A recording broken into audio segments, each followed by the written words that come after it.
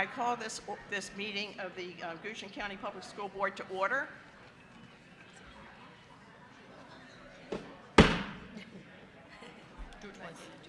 Again, I call this meeting of the Goshen County School Board to order.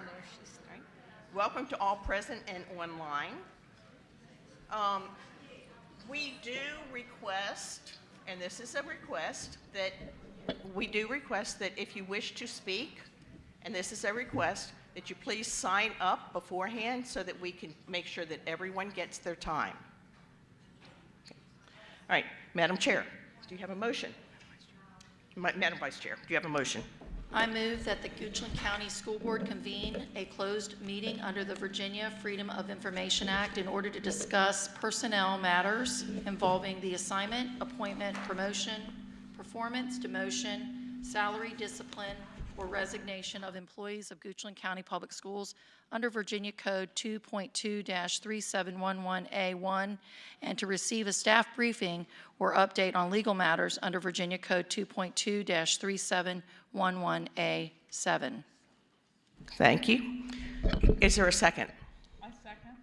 Thank you. It has been seconded, moved and seconded. Is there any discussion? All those in favor say aye. Aye. Aye. Opposed, say no. Any abstains? Okay, in that case, we are in closed session until 6 o'clock.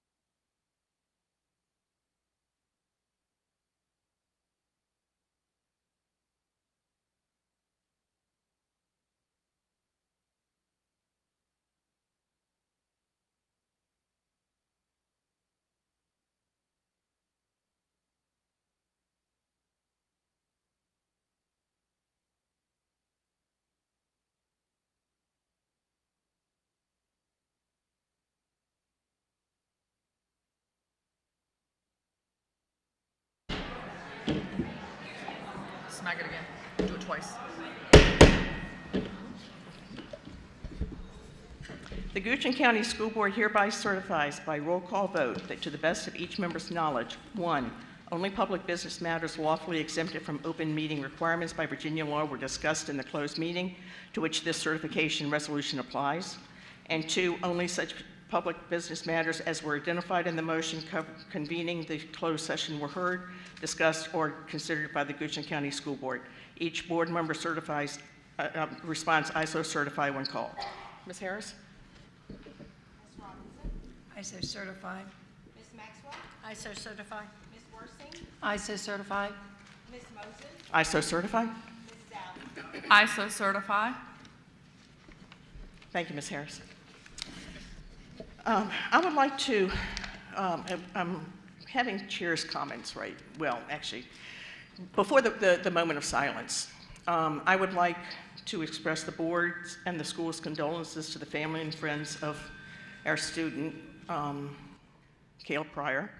It's always hard when we lose a loved one, and we know that this is a hard time for you. Please know that we are here for you in your time of need. Please let's take a moment of silence to remember all who have been lost in our lives.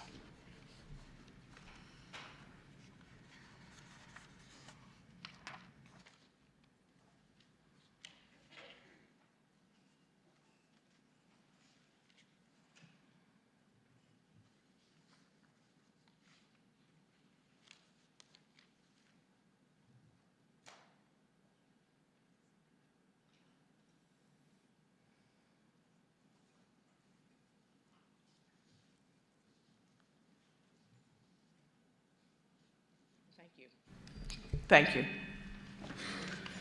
Now for the Pledge of Allegiance. Ms. Worsing, would you please lead us? Flags that way.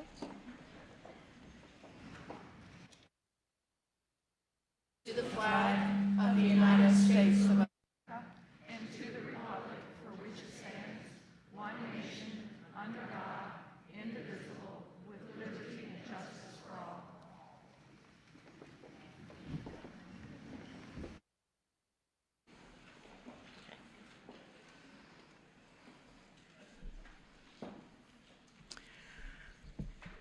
Okay, are there any additions, amendments, or would you like to just adopt the proposed agenda? Madam Chair, I move to adopt the agenda as presented. Second. It has been moved to adopt the agenda as presented. Ms. Worsing seconds? Okay. Is there any discussion? Okay, hearing none. All those in favor of adopting the agenda as presented, say aye. Aye. Those opposed, say no. Any abstains? Okay, in that case, we have a adopted agenda. All right. May I have a motion about our new superintendent? Madam Chair, I move to appoint Dr. Andrew Armstrong as the superintendent of Goochland County Public Schools effective April 22nd, 2025. Is there a discussion? We will have order, or you will be asked to leave. All right, is there a second? I second. Thank you. It has been properly moved and seconded to appoint Dr. Andrew Armstrong as GCPS superintendent effective April 22nd, 2025. Is there any discussion?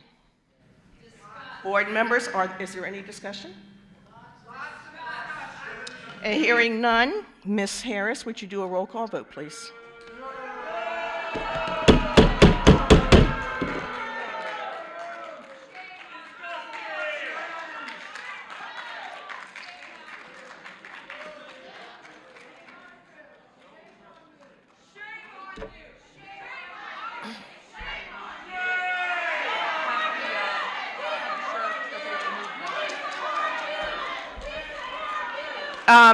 Excuse me, would the sheriff's deputy please help to restore some calm in here so that we can proceed with this legal meeting?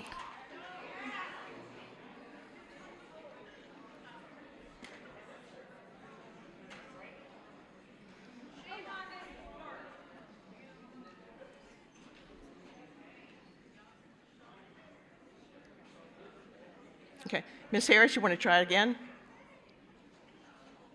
Mrs. Allen, Yes. Mrs. Moses, Yes. Mrs. Worsing, Yes. Mrs. Maxwell, Yes. Mrs. Robinson. Yes. Thank you. All right. Now, for chair comments. Okay. For chair comments, I would like to, I'm sorry. Okay. To all of the Goochland community and school community, the school board, after much thought and consideration, terminated Dr. Cromartie's contract as superintendent last week. It was a hard and painful decision, but one that was in the best interest of our students. Our goal is to do the best for our students, and we have just approved Dr. Andrew Armstrong as our new superintendent effective April 22nd, 2025. We feel that he is right for the community, the students, and the entire school community. He is no stranger to Goochland, having been the assistant superintendent of administration and interim superintendent from 2016 to 2023. Dr. Armstrong has a deep understanding of our community and a strong commitment to educational excellence. His leadership experience at both the local and state levels uniquely positions him to guide GCPS into the future while maintaining the high standards and student-centered approach that define our schools. We look forward to working with him to continue advancing opportunities for all students. We welcome Dr. Armstrong.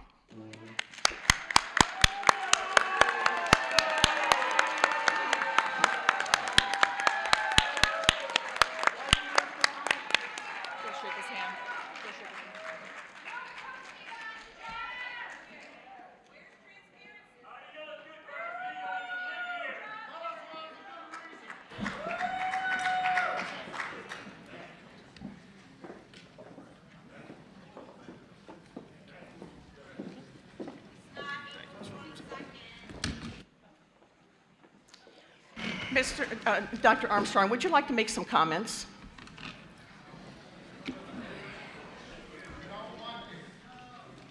Madam Chair, board members, and guests, thank you. Tonight I am honored and humbled to be appointed as the superintendent of Goochland County Public Schools. This amazing school division, a division that has shaped me as a person and a leader since I joined this team nearly 10 years ago. During that time, I have been in awe of the outstanding professionals, our teachers, our staff,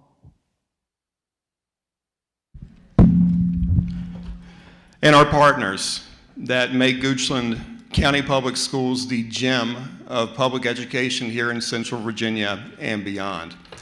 Leading that team, collaborating with this board and this community to support the conditions that will continue to distinguish GCPS is the opportunity and the responsibility of a lifetime, but there is no place I would rather be. I've come to understand in my over 25 years in K-12 education as a teacher, a division leader, a principal, and a state leader, and most importantly, in 20 years as a father, that this work, the work of educating children, is the most complex and difficult work known to man. We have all experienced education on some level, whether in our own experience or through the experience of our children. And each of us sees public education through the lens of that unique experience. And we will work every day to provide every child in this school division not just opportunity, but meaningful outcomes that prepare them for the world that awaits. And as your superintendent, I am dedicated to honoring this community's perspective as we work together to do what is best for kids every day. For 7 years, I had the pleasure of leading the ECHO Awards at the monthly school board meetings. And as I always said in our remarks, our core values are not just words on posters on walls. We live those values. And as your superintendent, I will embody them in my work. Excellence in the form of high expectations for everyone, creativity and courage, and our willingness to innovate in every space in this division, honor and transparent and honest communication and conversation, and optimism that what we do matters, for our students, for our children, for our families, and for this community, no matter the challenges that may arise or the forces that might divide us. As I have traveled the state and the nation for the last 2 years, I have always spoken with pride about my experience here in Goochland County Public Schools, and I know firsthand how special this school division is. Nothing gives me greater joy than to be here this evening with you, and I mean that. And please join me as we push ourselves even further to get better every day in this school division on behalf of every one of our students. Members of the board, Madam Chair, and this community, thank you all. Thank you, Dr. Armstrong.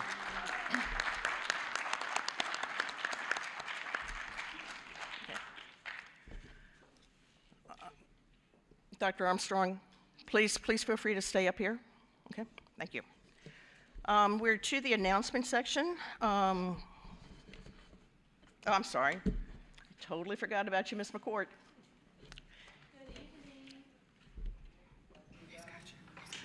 Good evening, everybody.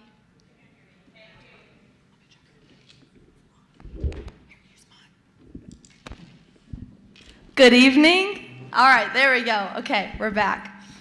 So I'm the student representative for Goochland County Public Schools, and I'm going to give my April report. We had, of course, spring break, so there's not as many events. Starting off with Goochland High School. Throughout the year, we've been recognizing students who are recognized each week by their teachers for doing something amazing. So we have had Jackson Edwards, who's a 10th grader, nominated by Miss John Geary, and Molly Flamia, who's an 11th grader, nominated by Mrs. Missler. Brianna Nitch is a 9th grader. Miss Thomason nominated her for her success in Miss Day's graphic design class, and Cameron Sleep is a nominator at GHS, nominated for his kindness by Miss Borsari. Jada Hart is a sophomore at GHS and was nominated by Miss Black. Our student athletes for the month of March are Lizzie Burnett and Isaac Height. Lindsay is a junior leader and team captain of the varsity girls soccer team. Isaac was a football player in the fall and now is on the baseball team.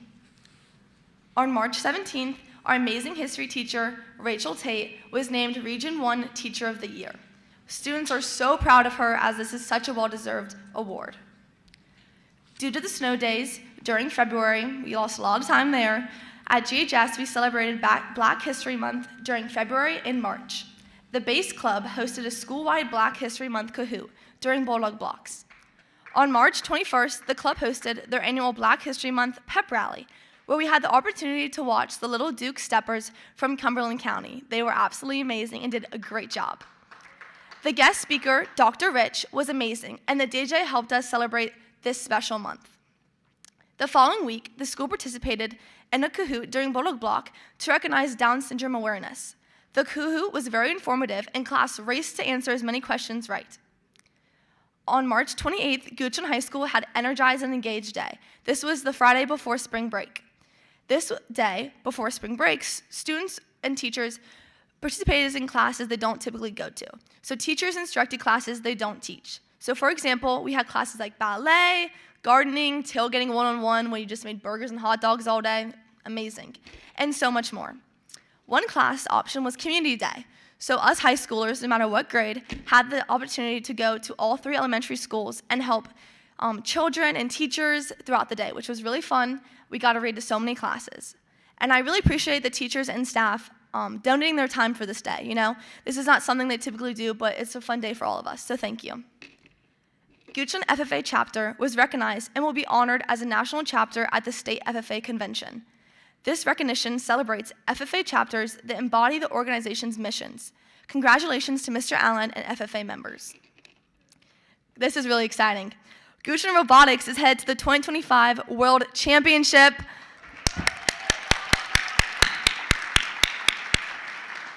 It is absolutely amazing.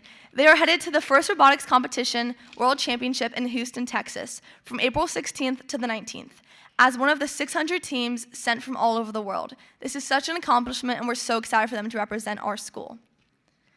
Now moving on to Randolph, there was a few events that took place. On March 14th, students had their house huddle day and participated in a fun activity with their grade level house members. Randolph's garden clubs have been working around the clock to clean up their outdoor spaces in anticipation of spring. Everything is beginning to bloom. On March 27th, Randolph had 5 teams of 4th grade, 5th grade students participate in the Reading Olympics. One of our teams, Mock and Midnights, brought home the first place trophy. We are all so proud of the students who participated and appreciate the teachers and staff who have lent their time to the teams this year. I got the opportunity to talk with many librarians on Community Day, and they just love Reading Olympics. It's one of their favorite times of the year, and the students love it. So events at Byrd Elementary on March 6th, BES held its annual literacy night.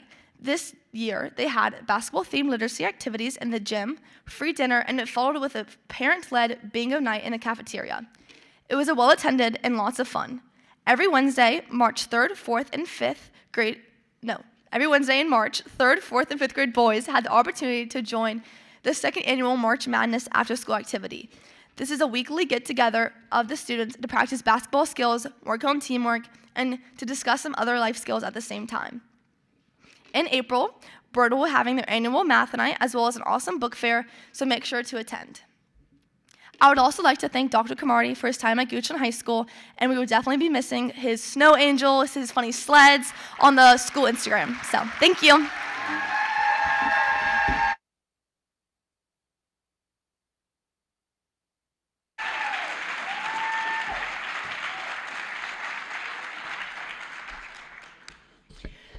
All right, now to announcements.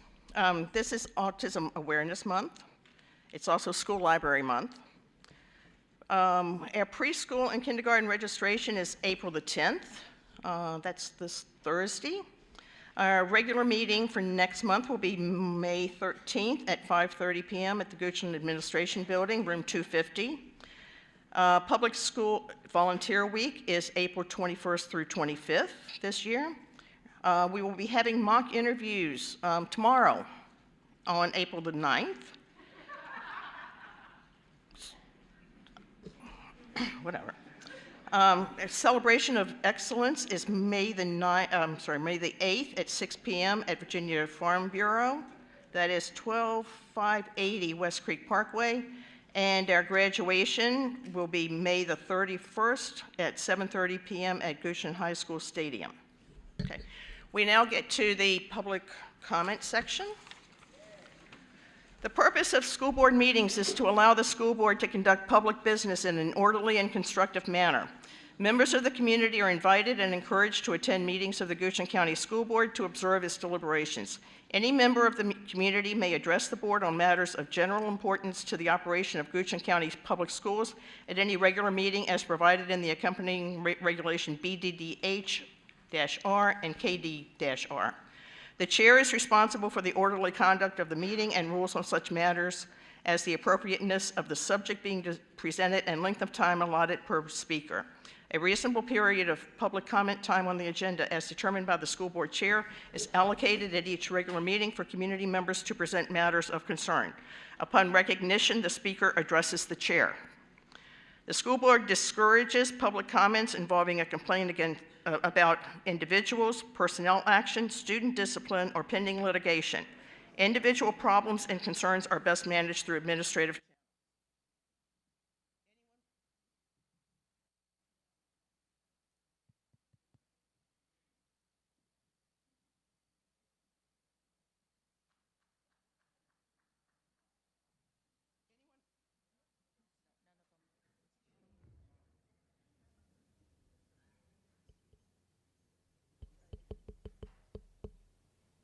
Anyone?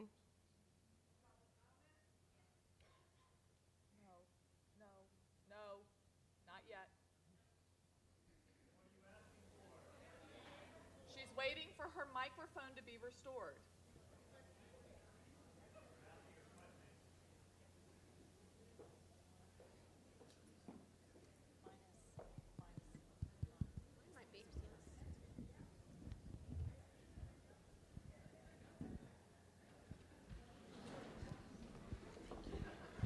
Yeah, I'll just go over here.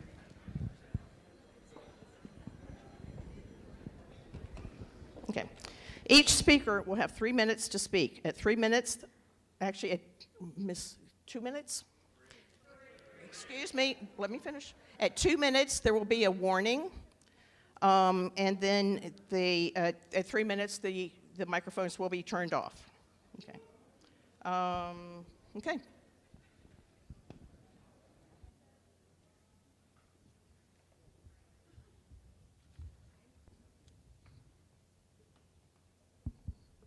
I am going to read some public comments from people who were unable to attend the meeting tonight.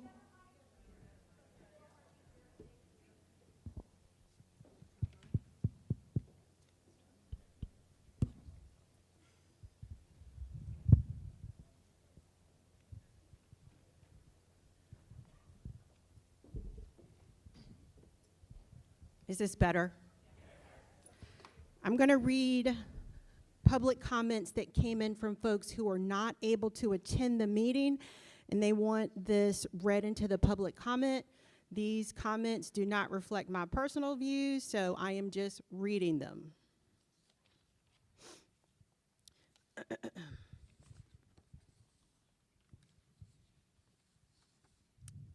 This is from Scott Cardani.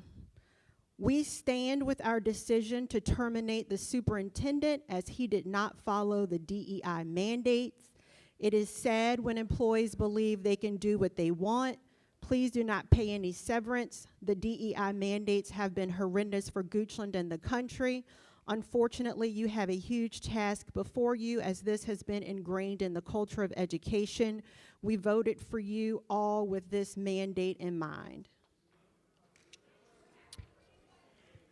Carolyn Comerford.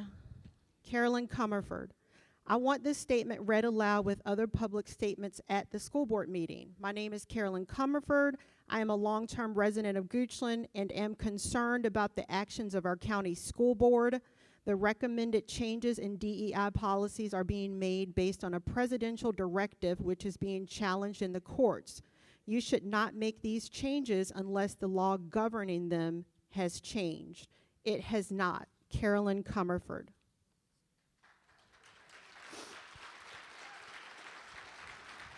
This is from Bill and Sherry Burnett. School board members, one of the underpinnings of a functional organization is the concept of trust. We trust that contracts will be honored. When we accept a job, we trust that we will be respected, and if we do a great job, that we will retain that job and maybe even be rewarded. We trust that our elected officials will be responsible with our money and will listen to input from the people they represent. You've broken that trust, not just with Dr. Cromartie, but with the students, teachers, staff, parents, and citizens that you represent. Your treatment of Dr. Cromartie was shameful. Who will want to work in our schools knowing that you fire without cause an employee who was going above and beyond to help our students? Additionally, it was terribly irresponsible to waste our hard-earned tax dollars that could have been put towards our schools. And you did it all, and you did it all without even allowing input from the community. When I wrote to you recently about the removal of the equity policy, Ms. Allen replied, I want to reassure you that as a school board, we are committed to ensuring everyone is treated equally and fairly. I think you could use some training on what this means, as well as your responsibilities to your constituents. How unfortunate that you've eliminated the policies and training that explains it. Still, it is not too late to change course. I urge you to do what you can to restore trust during the remainder of your term.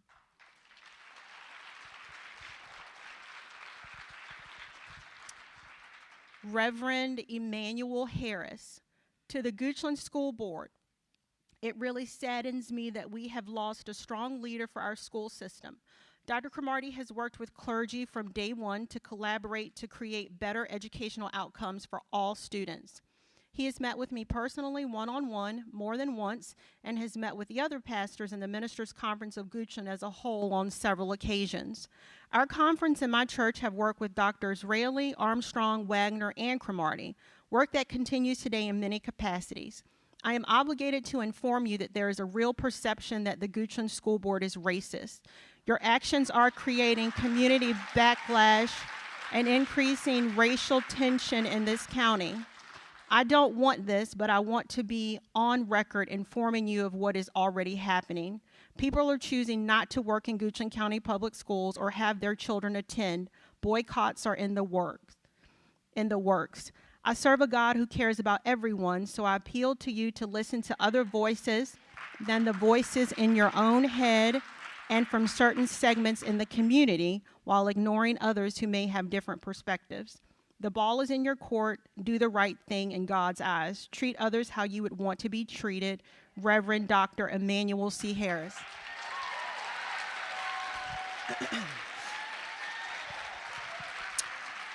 Goochland branch of the NAACP, Ministers Conference of Goochland and Vicinity, Diggins Conference of Goochland and Vicinity. Dear Ms. Moses, we hope this letter finds you well. We are writing to express our deep disappointment and concern regarding the recent termination of Superintendent Cromartie. As long-term members of this community, we have had the privilege of witnessing Dr. Cromartie's exceptional leadership and commitment to the growth and success of our students, faculty, and the broader community. Under Dr. Cromartie's guidance, we have seen significant improvements in academic standards, student well-being, community engagement, and state and national recognition. Goochland County Public Schools is one of 18 Apple Distinguished Districts worldwide. As you know, GCPS is one of only 10 school districts with 100% of its schools accredited each of the past 10 years.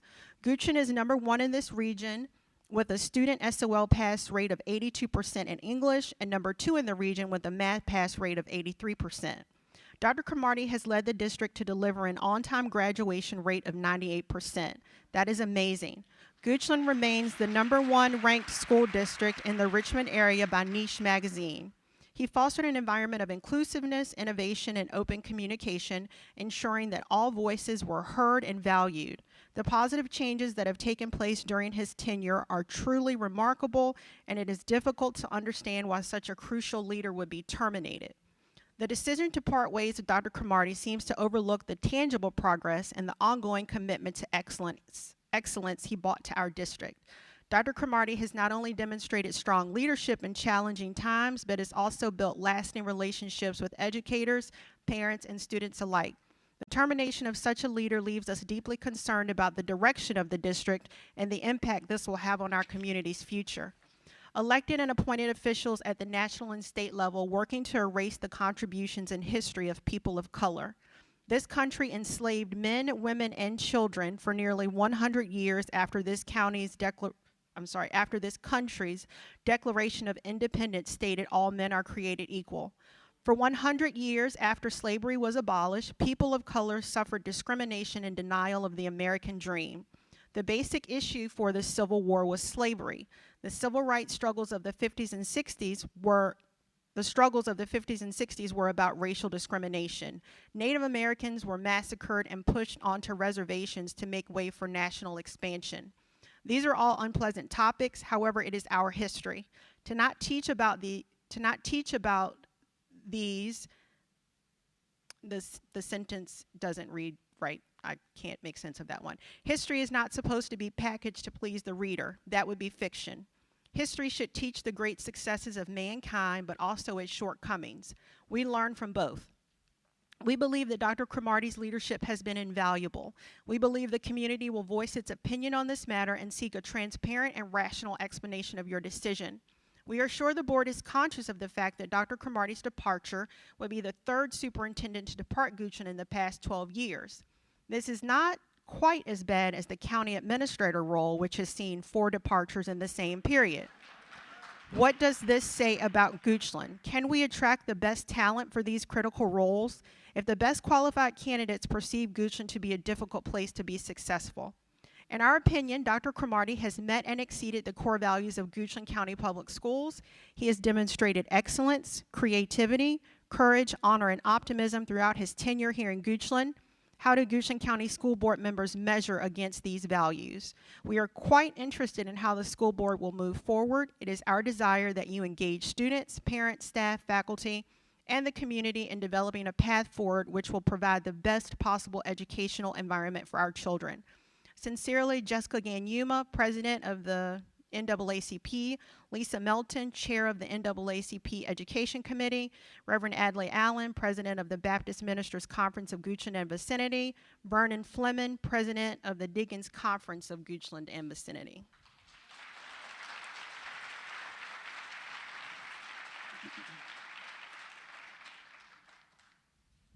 And now we will start public comment. Amy Royogos? Rologos?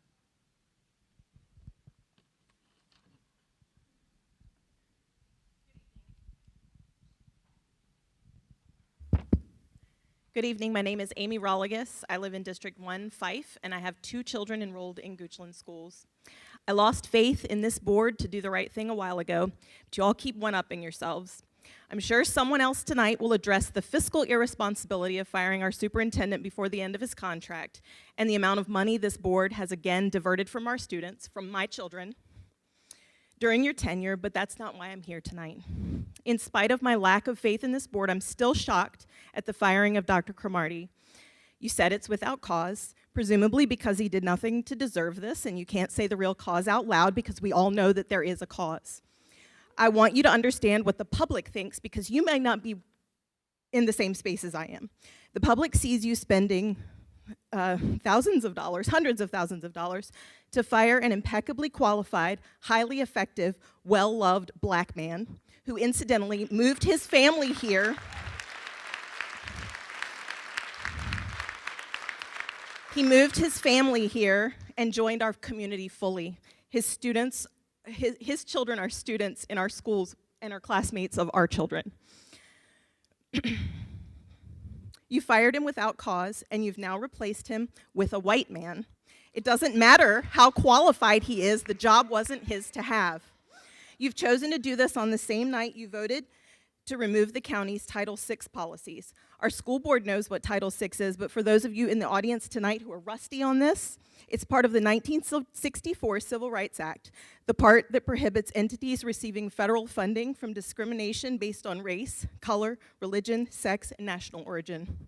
I shouldn't have to tell you how bad the optics of this are, but I'm gonna say it out loud. It looks like racism.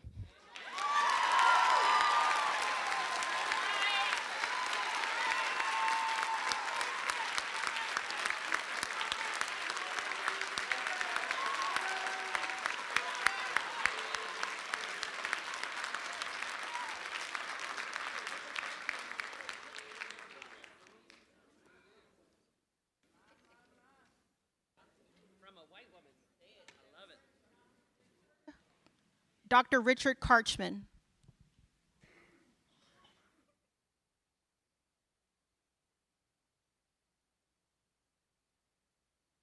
Asking some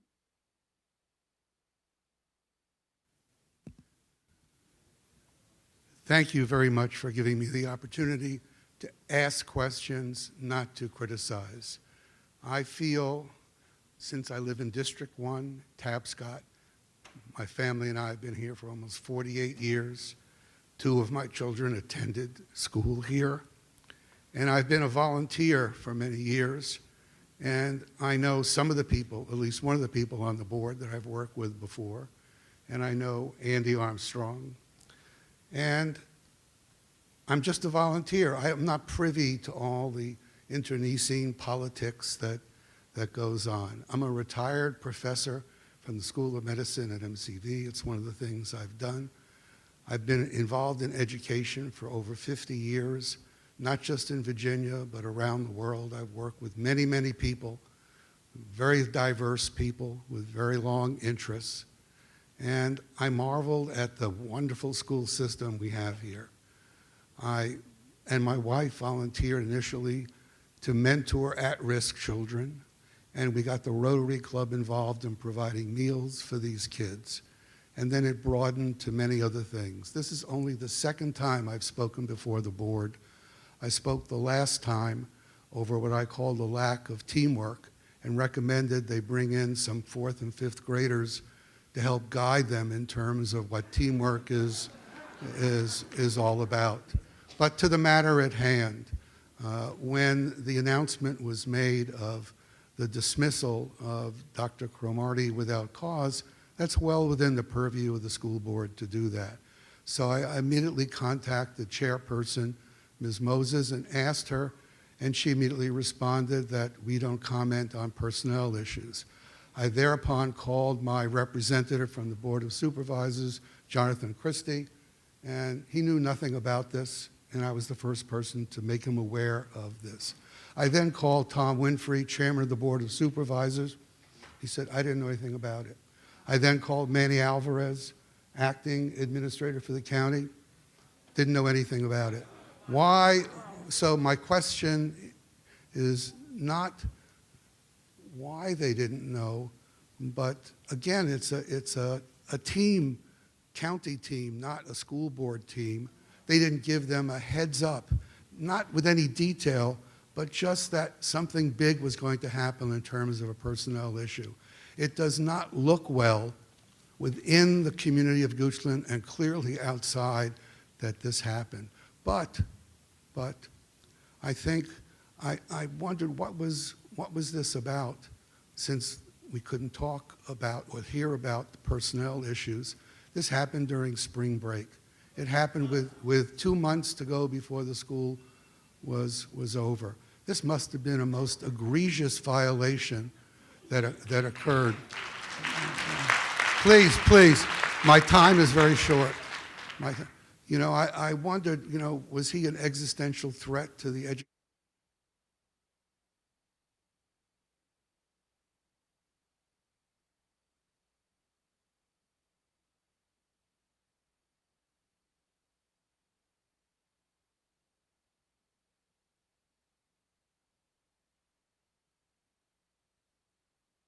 Honorable, intelligent people to represent us, knowing that there was a need for accountability and transparency. And I'm just asking questions. What happened? I know that in a public meeting earlier than this, the administrator asked Dr. Cromartie what his 3 priorities were. Generally speaking, these priorities are derived from the superintendent speaking to his staff and the teachers, and it was a conflation or consensus of their position. Okay, thank you very much.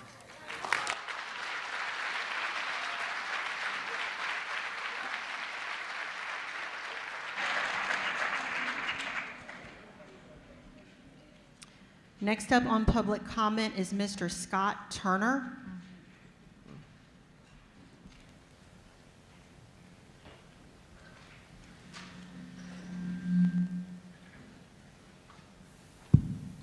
Madam Chairperson, board members, you broke the #1 rule. You put Goochland in the news.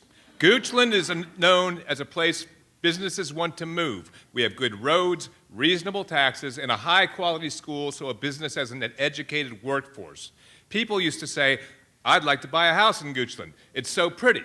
And look at the great schools. That's why we moved here. That was back when Goochland schools were top in the region and geometry was more important than bigotry. Now people think, ooh, I don't want to move there. Look at their extremist school board. You ruined our reputation with the ridiculously stupid way you fired Dr. C. So, fellow citizens, when your property values go down, thank the school board.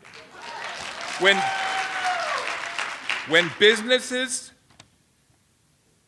development, and tax bases they bring slow down, thank the school board. And for what? You just threw away $250,000 of our dollars. Why? No cause.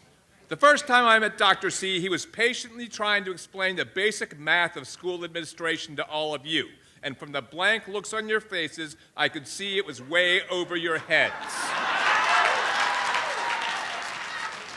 X amount of each category of student requires Y amount of teacher. His PowerPoint was long and technical, but showed that the man really knew what he was talking about. What was your response?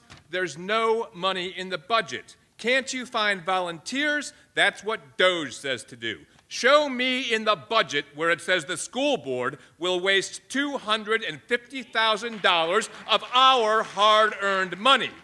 But here's an idea. Since you squandered our money, you need to pay it back by giving all of your salaries and returning all pay you have received. Nothing can fix the damage you have caused to our county, but that would be a start. So why did you cause this irreparable harm? No cause. Now you say, don't worry, we have a new guy who is really the old junior superintendent.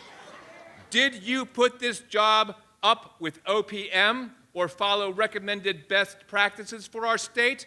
Of course not. You brokered a backroom deal after the new guy agreed to hate the people you hate and harm the students you want to harm. Good old cronyism. Now everyone's saying, oh, look at that racist school board in racist Goochland County. But I don't think that's necessarily fair. We don't know that you hate all black people, just that you couldn't stand having one in charge because he was smarter than you.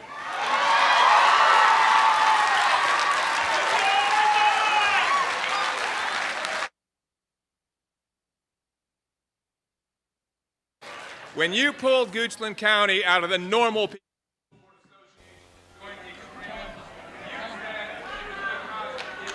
Mr. Turner, your time is over.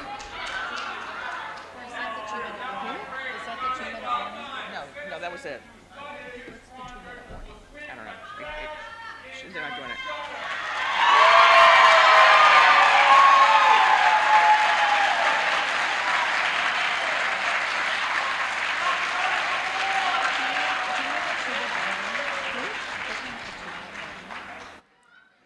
Next up for public comment is Mark Heil.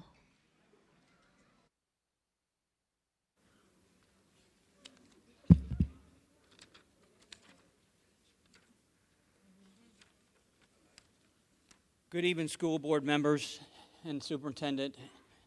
My name is Mark Heil, and I live in Sandy Hook. I am here this evening to say thank you for your service to our community. Thank you for the endless hours of reading policies and going over the budget and going to meetings and events on behalf of the citizens of Goochland. I also want to say that I trust you and that I trust your judgment to act on behalf. We, the citizens of Goochland, do not know all the details of everything you do, but I can say I trust you and support you in the hard decisions you make. In one of those recent hard decisions regarding the superintendent, I want to remind you that only you truly know the reasons for your decision.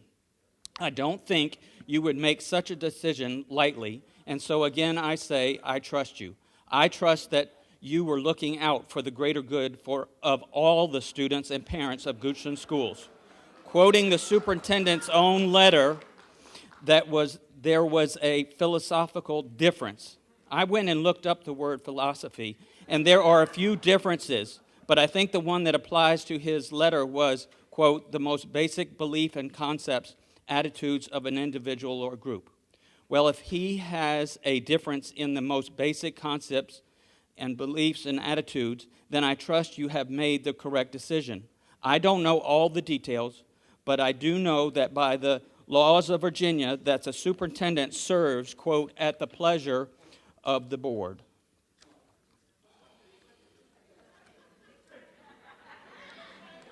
Of the school board. Therefore, any superintendent can be let go with a vote on those on the school board, not by the popular vote of the citizens of the county or by the teachers and administrators in that school system.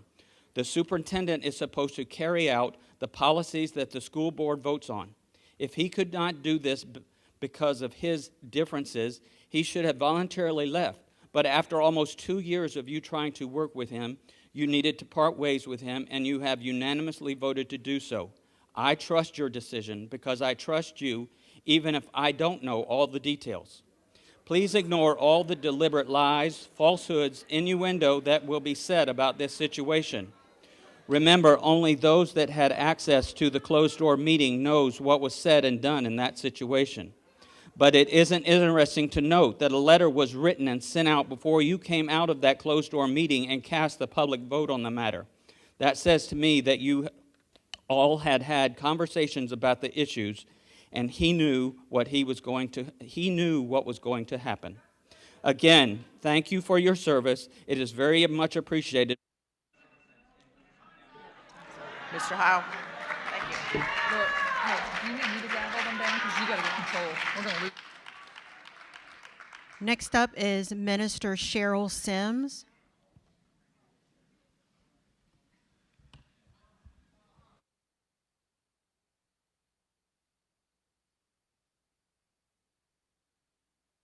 Hello. I'm Minister Cheryl Sims of the western part of Goochland, and you all know me, definitely you, Angela. We went to school together. And it's appalling to me at what went on over spring break. I'm going to start right here because I am a minister, ordained minister, get it straight. John 8:32 says, "Then you will know the truth, and the truth will set you free." I heard y'all say don't talk about litigation, don't talk about a person, don't talk about that. But first, let me applaud you. Hold that for me, Ryan. Let me applaud you. Because you know what you did for me? You caused me to become an advocate for children like this. This here, I've taken him on as my baby because you've done him like you've done my grandkids. My grandkids watched their mother be murdered in June of 2021. They were abused by the murderer. And then they were disabled on top of that. They were entrusted by the court system to come into my custody. And I came over here in a county that I have lived in for over 50 years, longer than most of y'all.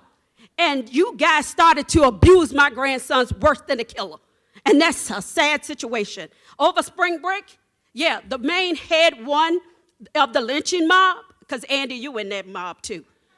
So you come back here to finish off with Sands Anderson and Lise Forbes and Sarah Franklin Murray, Jennifer Wagner. And y'all inducted Dr. Komati into this mess. And you made him a stooge. And over spring break, you got rid of him. You got rid of Lise Forbes and a whole lot of others. Lisa Coons from the VDOE. All of y'all are being investigated. And I can't wait until the day they put handcuffs on y'all. Because y'all are sick and racist and bigots. Disability bigotry should not be in your demeanor, but it is. How do you abuse children that has already been abused? And you got my grandson trafficked to a criminal in Fredericksburg, and I'm going to get him back. So thank you, mess with this. See what my shirt says?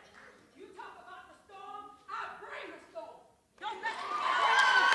Don't mess with my grandkids. And Andy, I heard you say you're going to do the right thing by all kids. Get started with Croy Gunn. Y'all suspended him and won't do an MDR to get him back in school. He's sitting at home, rotten, and y'all don't care. I'm looking for an MDR. Y'all did a threat assessment on a disabled child, and you keep his records, his medical records out of his file so that he can't get the help that he needs. He needs private placement. Where is private placement? Where is private placement? Miss Sims, Where you is must private placement? address the chair. Excuse Do me? not address anyone other than the chair. That would be me. Last time I checked, I'm 52 years old as of March the 30th, but I can address whoever I want. I have no idea what you said. They filed a lawsuit against me over spring break to silence me. They filed a lawsuit. Your time is up.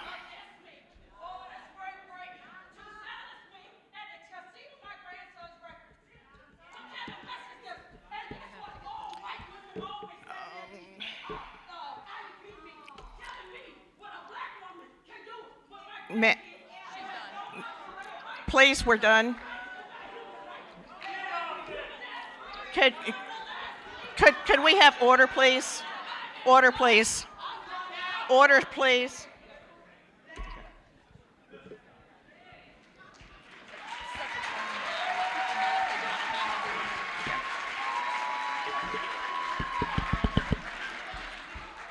Okay.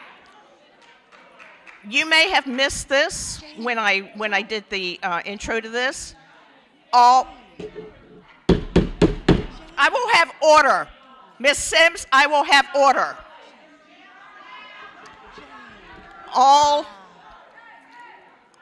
comments are to be directed to the chair. Do not direct them to anyone other than the chair.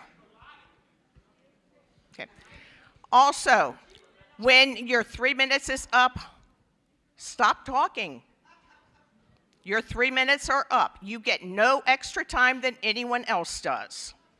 Okay, we're trying to be fair here. All right. All right. Okay.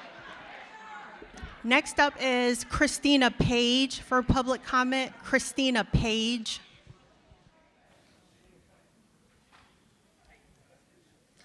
Christina Page, District 2.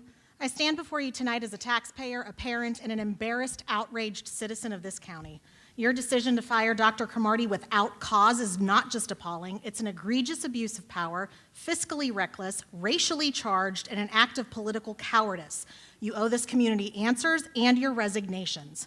Dr. Cromartie's severance will cost taxpayers over $200,000. That's on top of $240,000 in unbudgeted legal fees you've incurred, the expense of rising teacher turnover under this board, as well as the cost of your ridiculous crusade to ban books. Meanwhile, critical school needs go unfunded. You've proven time and again that you are incapable of being fiscally responsible with taxpayer money. Dr. Cromartie is an exceptionally qualified superintendent who raised our district's proficiency scores in math and reading and advocated for real student support. When this board said 82% proficiency scores were good enough, he pushed for hiring professional interventionists to help with the other 18%. And what was this board's proposal? Retirees from Avery Point reading to kids on a YouTube channel. For students who are already succeeding, maybe it would help, but it's not legitimate support. It's performative nonsense that insults educators and students alike. What if your child was part of that 18%? If firing Dr. Cromartie and gutting equity policies truly served students' best interests, you'd be transparent about your motives. Since you refuse to publicly defend your own positions to your constituents, you have no business making decisions that impact our children's education and safety. Fairness and integrity are inherent requirements of a board member, yet you betray this community's trust at every turn. You just threw away a dedicated, proven superintendent without justification. You are not leaders, you are political operatives using our children as pawns in your ideological games. And yet, in another shameless move, you've lined up a replacement tied to Governor Youngkin's Department of Education, an administration intent on dismantling public schools. There was no transparent search, no community input, just a backroom deal to replace a successful black leader with a less experienced white man. We see exactly what that is. This is not a personal attack on Dr. Armstrong. I've heard positive things about his prior service to GCPS, but his recent alignment with an administration pushing reforms that undermine public education is deeply concerning. If he's to succeed, he must reject this board's political agenda and prove he's here to serve all students, not act as your proxy. Let me leave you with this. Your incompetence, fiscal irresponsibility, and extremist agenda are actively damaging what has historically been a highly regarded school district. You have no business holding the positions you do. You are a disgrace to this county and an embarrassment to public service. Every single one of you needs to resign.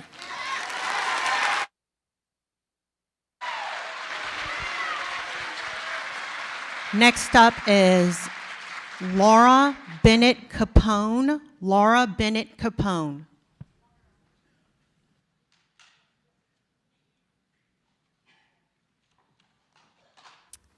Good evening.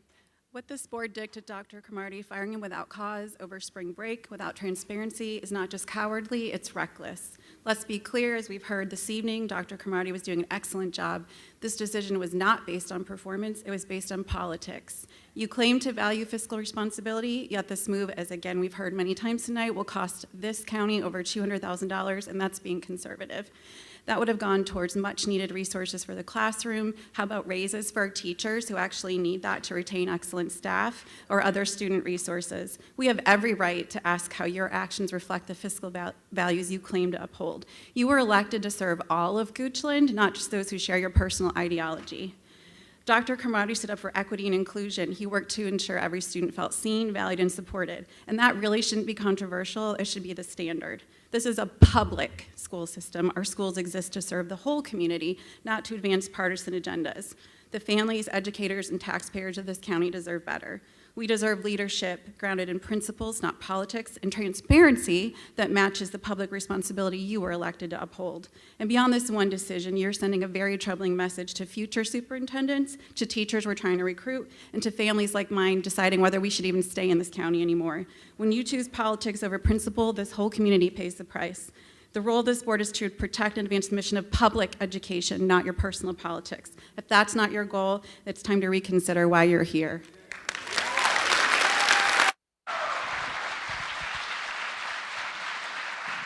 Wes Royer. Wes Royer.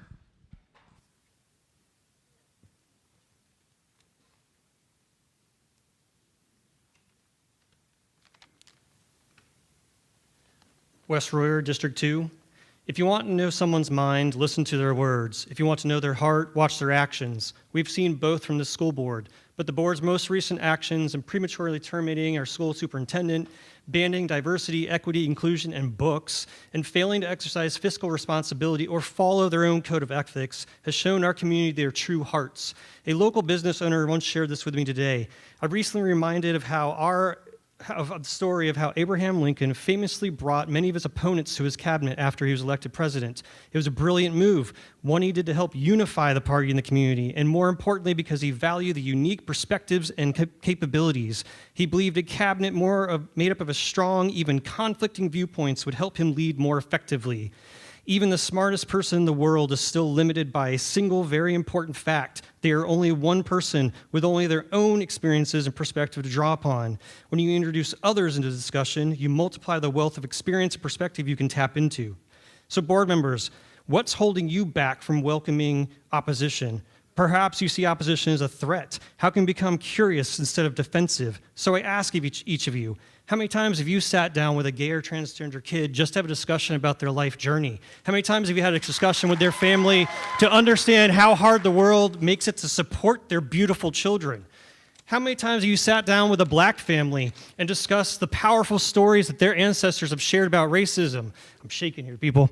And that these families still endure new ways of racism, still generations later. How many times have you sat down with a student of an immigrant family to understand the fears they live with every day, the fears that your very own immigrant ancestors likely dealt with because of their accent, language, religion, skin tone, clothing, or even the food they ate? How many times did you sat down with a child with physical or mental disability or that comes from a broken or unsafe home, heard that, to truly understand why being successful in learning requires so much more effort and why the community should support a safe space and extra help? I have had these conversations in the United States and in other countries that I work in. My wife and I have encouraged our children to read, hear, and evaluate these very perspectives. Our minds and hearts are more open for it. Our community and the education of all of our children would be better for it. Marcus Aurelius, Roman emperor, he was quoted as saying, "The happiness of your life depends on the quality of your thoughts." Board members, after spending so much time and energy excluding and dismissing humans and lifestyles that don't fit your ideological, dogmatic, closed-minded, ignorant, cowardly, hateful mirror view, I feel sad that the lack of true happiness you must have in your life and hearts. I am disappointed, no, I am angry at how you wish to indoctrinate our community's children with that same sadness. Thank you, and I hope you continue to have the evening and the life that you deserve.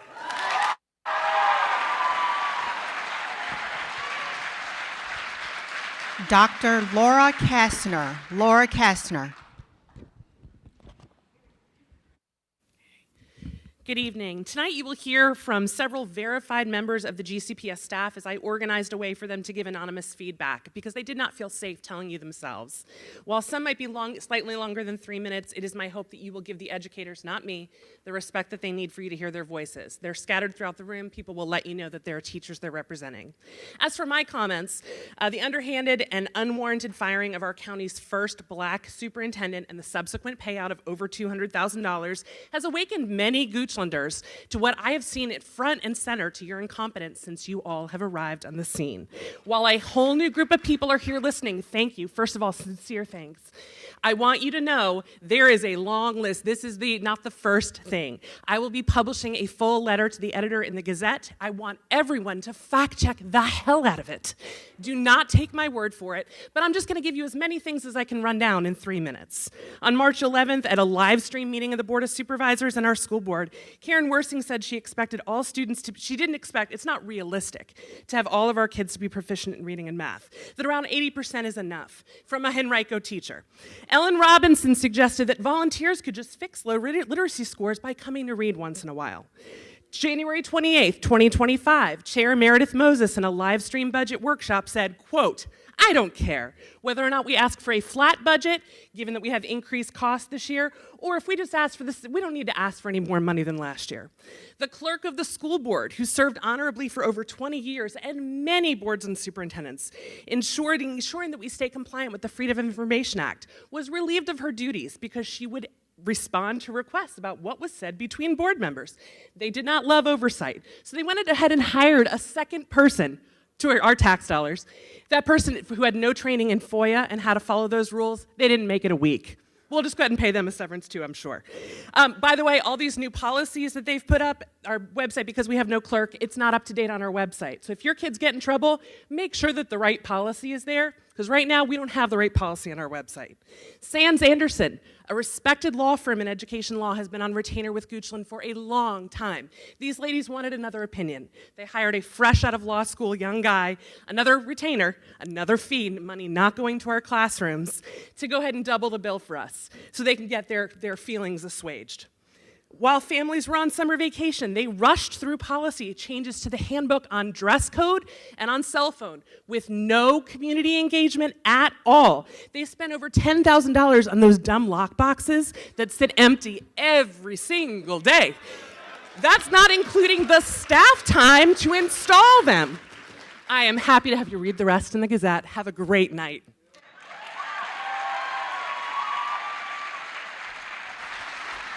Silas Beasley. Silas Beasley.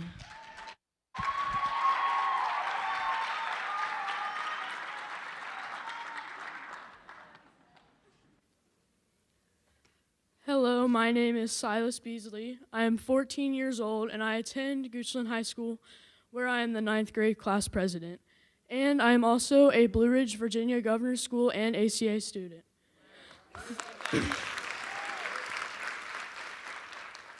Thank you for the opportunity to speak and for considering my concerns and requests. Last week, this board made the decision to fire Goochland's beloved and first African-American superintendent, Dr. Cromartie. As I know so many other Goochland citizens were, I was appalled, devastated, and confused when I watched the recording of this board announcing the decision to terminate Dr. Cromartie. I met him a few times in the past 1.5 years, but just from the way he spoke to me, I knew he was kind, caring, and a trailblazing person who truly cared about my aspirations and future plans. He also made my 8th and 9th grade years more enjoyable and productive. I am very frustrated that this board fired this administrator without publicly stating a reason. This termination has divided Goochland and has caused upset and discontentment. If the personal politics of school board members have affected decisions, this easily opens the door to corruption.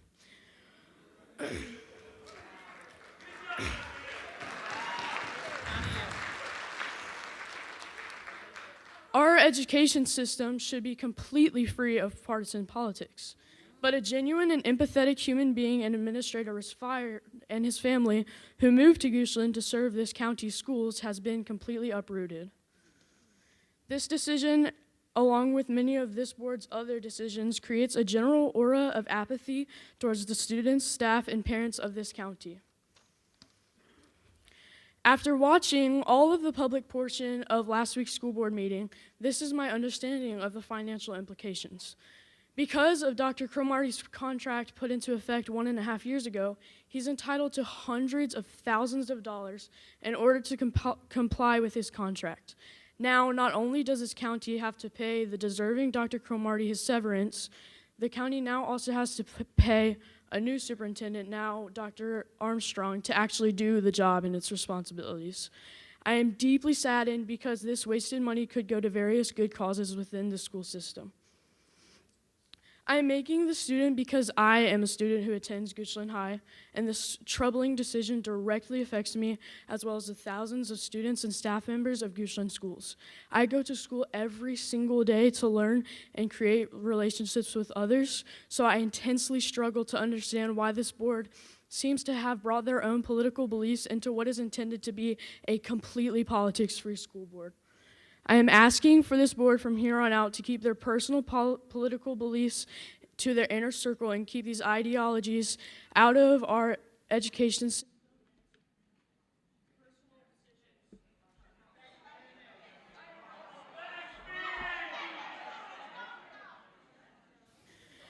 I am also asking for a public address about why the decision was made to terminate Goochland's beloved superintendent. My final ask is that in all future board objectives to first keep in mind the students, faculty, and parents whom this board was elected to serve. Thank you.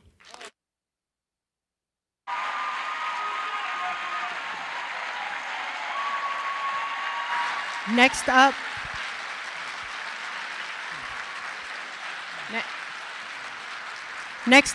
Dr. Charles Hayden. Dr. Charles Hayden.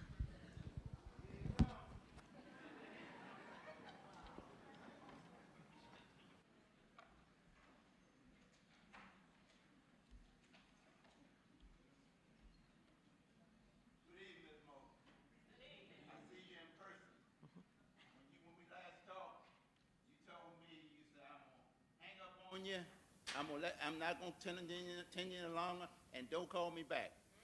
Well, I'm here in person. All right. I'm a 1974 graduate. I'm a 1974 graduate of this county's high school. After the period of late desegregation, the bird system. You remember the bird system?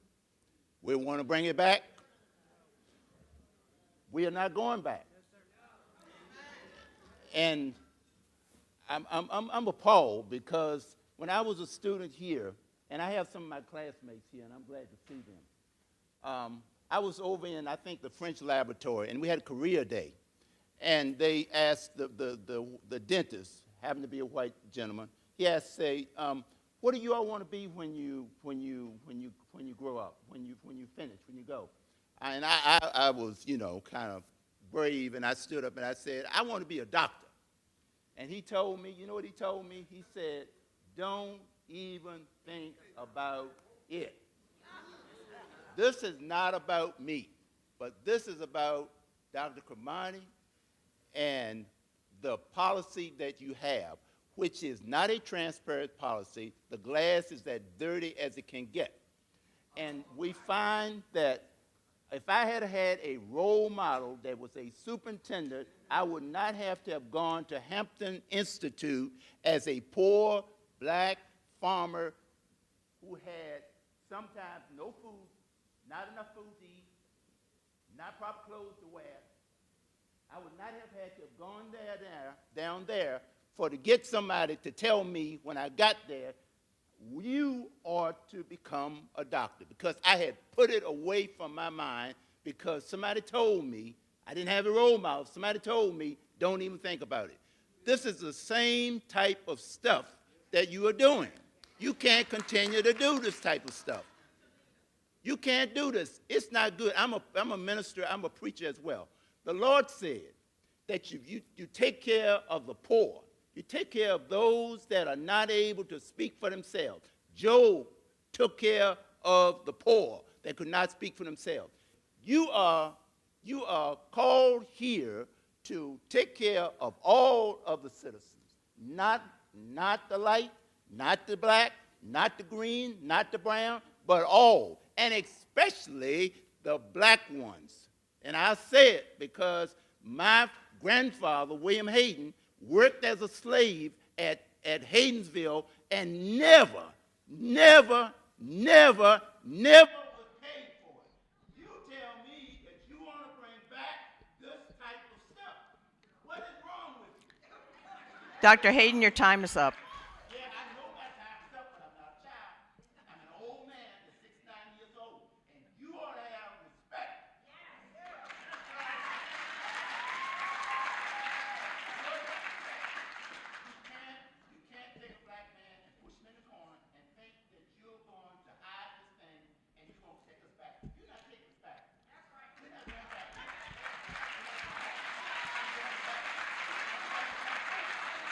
If you don't straighten it out, we're going to ask for a recall.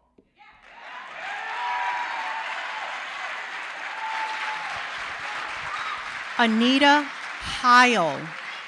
Anita Heil. Good evening, Madam Chair and School Board, Dr. Armstrong. Anita Heil, District 2, Sandy Hook.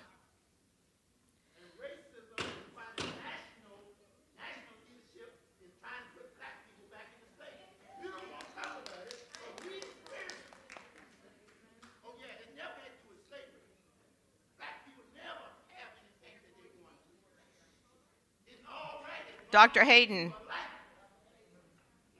Dr. Hayden.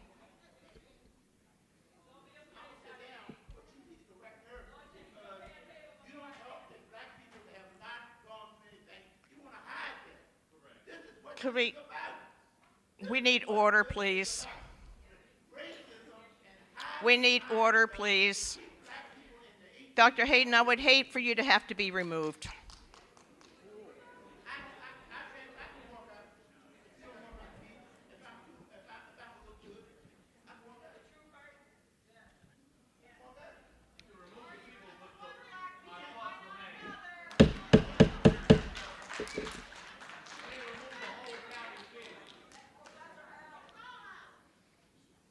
Please, Ms. Howe. Good evening, Madam Chair and School Board, Anita Heil, District 2, Sandy Hook. Two words from a vast catalog of vocabulary have been used to share a sense of where we are as a society. Phrases like be kind, keep calm, aim high, love fiercely, rise above, dream big, and my personal favorite, fear not. These words inspire and move people, not only in changing a mindset, but sometimes they become a person's life motto. And two words seem to be the catalyst of this meeting tonight, without cause. The consternation and uproar from this community is what we're witnessing here, and reminiscent of days of superstition and the wielding of pitchfork and torches. With the firestorm that broke out on social media last week discussing Dr. Cromartie's termination, a commentator, in my opinion, summed it up well. Sometimes without cause is part of a negotiation. Doesn't mean there wasn't a cause. It just means parties agree to separate ways and respect each other's reputation and privacy. They followed it up with this statement: without all the facts, information, judgment should be withheld. As you know, the superintendent is to serve at the pleasure of the school board. With the school board being the employer and the superintendent the employee, in the practice of hiring and terminating employees, logic dictates that this is a personnel matter, and valuing security and privacy for all parties is demanded. I've never heard of a company or organization terminating an employee and the community has the right to know why, simply because they demand it. But here we are. I leave you with two words that in my opinion are not expressed nearly enough, as we have become a society of entitled individuals. These two words are simple and yet convey a powerful message. Thank you. Thank you for the time you give to our community.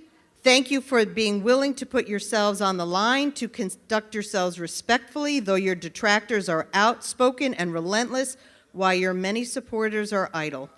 Thank you for listening and hearing what the community has shared tonight, and for making the best decisions for the sake of our greatest resource and treasure, our children.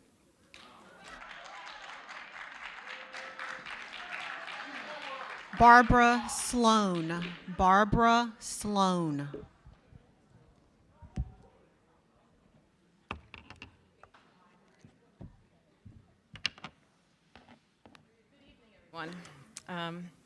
So here we are, a community divided and angry. I see that fear being spread like wildfire by a well-organized group is proving to be quite a motivator. It certainly gets people to a school board meeting on a Tuesday evening in April. These loud, angry fearmongers shriek to community members that we are in big trouble. They prime people for reaction, not collaboration and critical thought, not for unity, but for division. This is a sad place to be. The people here tonight have much more in common than the casual observer might think. We all love our kids, our grandkids, our nieces, nephews, brothers, and sisters. We all want them to have a safe environment in which to learn and grow. We differ on how to get there. Dr. Cromartie said it best in his thoughtful farewell letter, and I quote, I have long recognized the fundamental misalignment between my leadership philosophy and vision for the school division and the direction the school board has decided to pursue. This fine school board in front of us was voted in overwhelmingly by our community because the majority of the previous school board was crossing a line that did not, and still does not, make sense to those of us who believe in truth and fair play. How can you tell your kid to ignore what they know to be true because their superior tells them to? The previous school board's vision and philosophy did not jibe with natural law. That got the attention of many parents, and they went out to vote. In this time of hysteria, one of the most powerful things we can do is resist this fear of being perpetrated. Stay grounded, thoughtful, and support each other. Choose courage over paranoia. Act as if our kids are watching us, because they are. I witnessed a member of this school board being viciously, verbally abused in the parking lot after the April 1st meeting by a member of the public known for spreading fear and misinformation. If this individual can scream loud enough to convince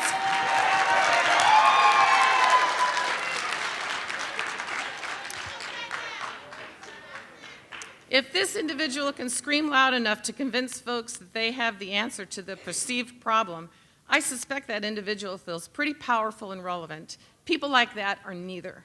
I implore everyone to support Dr. Armstrong. I welcome you, and our school board as well. They are charged with a huge task and must work within the confines of the codes of Virginia law. These are members of our community who stepped up to serve because they love kids and believe in the power of common sense. These women are now being maligned, abused, threatened, and accosted in public, yet here they are, strong, resolute, and determined to do what is the very best for all of our kids. One of my favorite quotes is, "Fear is contagious, but so is courage." I say to each of you on this board, stay the course. We support you.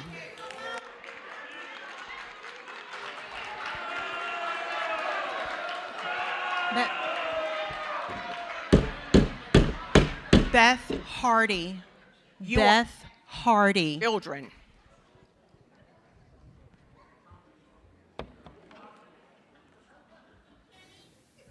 Good evening. I'm sharing comments on behalf of a GCPS educator tonight. I'm writing to express my deep concern regarding the recent termination of our superintendent without cause. As a teacher in this district, I've had the privilege of witnessing firsthand the commitment, integrity, and advocacy that Dr. Cromartie consistently demonstrated in support of our educators and students. Throughout his short tenure in Goochland, Dr. Cromartie was a steadfast ally to teachers, always prioritizing our needs, listening to our concerns, and pushing for changes that would benefit both educators and the students we serve. His leadership was instrumental in creating an environment where we felt valued, supported, and empowered to do our best work. To see his dismissal, particularly without cause, is both troubling and disheartening. My concern extends beyond the loss of a dedicated superintendent. I fear that this action sends a message that the voices of teachers and educators, those who are directly involved in the day-to-day learning and well-being of our students, are not being heard or respected. I worry about the direction our county will take without the strong advocacy and leadership that Dr. Cromartie provided. As we move forward, I urge the board to consider the long-term effects of this decision on our district and remain hopeful that we can continue to work together to ensure the success and well-being of our students, teachers, and staff. And now these are my personal comments. What I have witnessed over the past year with this school board is deeply disturbing. I've witnessed a board that didn't work with or support its superintendent and then dismissed him without cause. I've witnessed a board that continually lacks transparency in their actions. I can count on one hand the number of times there's been any meaningful discussion in advance in public meetings prior to votes. I've witnessed a board that is not representing its full constituency, but rather supports the agendas of special interest groups. I've witnessed a board chair who interrupted and argued with a constituent during public comment. And I've witnessed fiscal irresponsibility and actions that are clearly not in the best interest of our students, teachers, and staff. And all of these actions show a complete disregard of proper governance. At first, I thought it was just ignorance of such. Surely you would leverage the support and training for board governance from reliable sources, including the Virginia School Board Association. Instead, you chose to leave the VSBA, a clear indication that you believe you know more and better than an organization that's been doing this for 119 years. I have no idea of any training this board has received regarding proper procedure and governance, so I can only assume it's not ignorance, it's hubris, and it's telling. And this is accountability.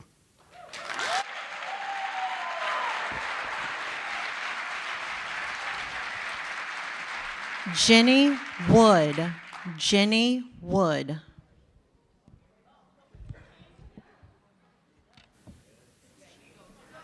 This is more We will have entertaining than the order. roundabout. It is. Jenny Slade, now I got married, my married name, District 2.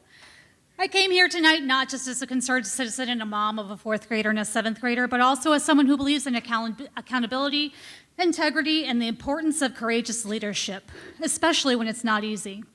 Over the last 2 years, numerous parents and teachers have come to me with issues with the superintendent. I can't go into this for privacy reasons, but those parents and teachers thank you as well. I want to start by saying thank you, not just for your time tonight, but for standing firm in a decision that I know wasn't taken lightly. I know you've taken heat. I know you've been called names. You've had your integrity questioned and probably lost a few friends. I know I have, and I'm not even elected. But let me remind you, courage often doesn't come with applause. There are people in this community who are louder than they are informed, but the silent majority, the ones who are tired of politics, tired of the games, and just want schools that work for our kids, we see you, and we've got your back. You took a vote that wasn't politically safe. You didn't play nice to protect feelings. You stood up and you said, this isn't good enough for our kids. That's leadership. And if people are more upset about a superintendent losing their job than they are about students falling behind, that says more about their priorities than yours. Our schools are the heartbeat of our communities. They shape the next generation, and they deserve a superintendent that is present, effective, and accountable. Your vote showed that you're listening, that you're watching, and that you're not afraid to act in the best interest of our children. So tonight, I want to encourage you. Don't back down. Stay the course. The noise will fade. The dust will settle, and what will be left is a stronger foundation for future generations. Thank you, Ms. Slade.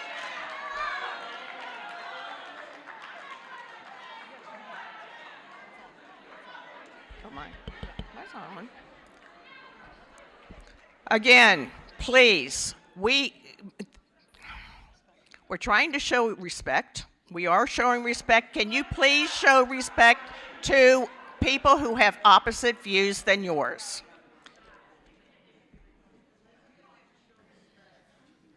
Elizabeth Ortuno. Elizabeth Ortuno.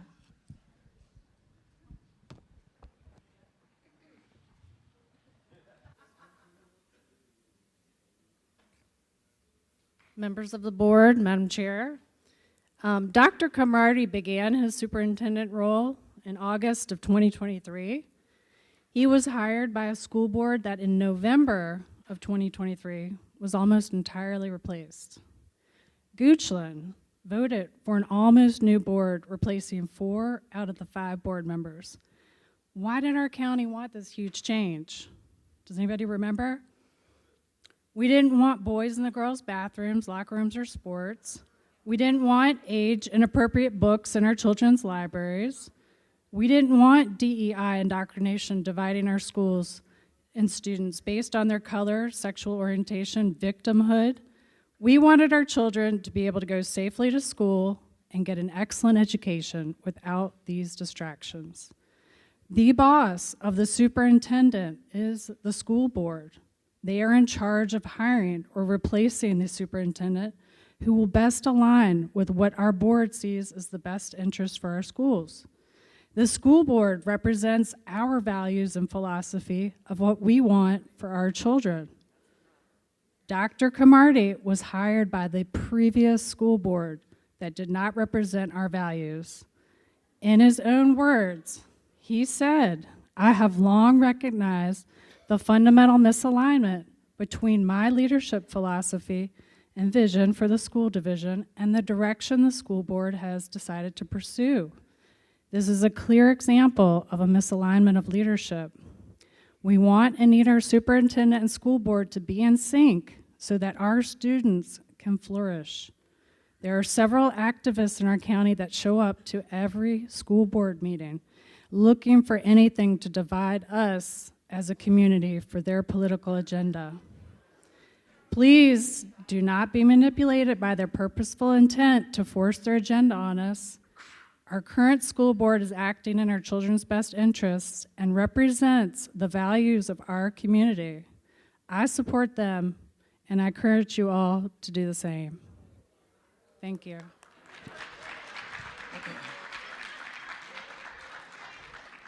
Wendy Hobbs.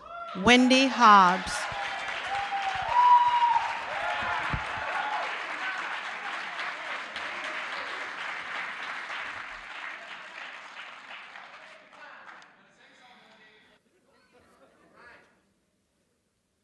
Hello, my name is Daryl McCray, Madam Chair. I'm going to yield my time to Wendy Hobbs. I'm sorry, no, we do not do that. We did not establish We a do rule not do on that. that, so you cannot change it in the middle. Here, you did not establish a rule that no one could do that. I thought the last school board changed that. You did not tonight, you did not. And we're not going to even waste my time. My name is Wendy Hobbs, and I live in District 2. And this is what I got.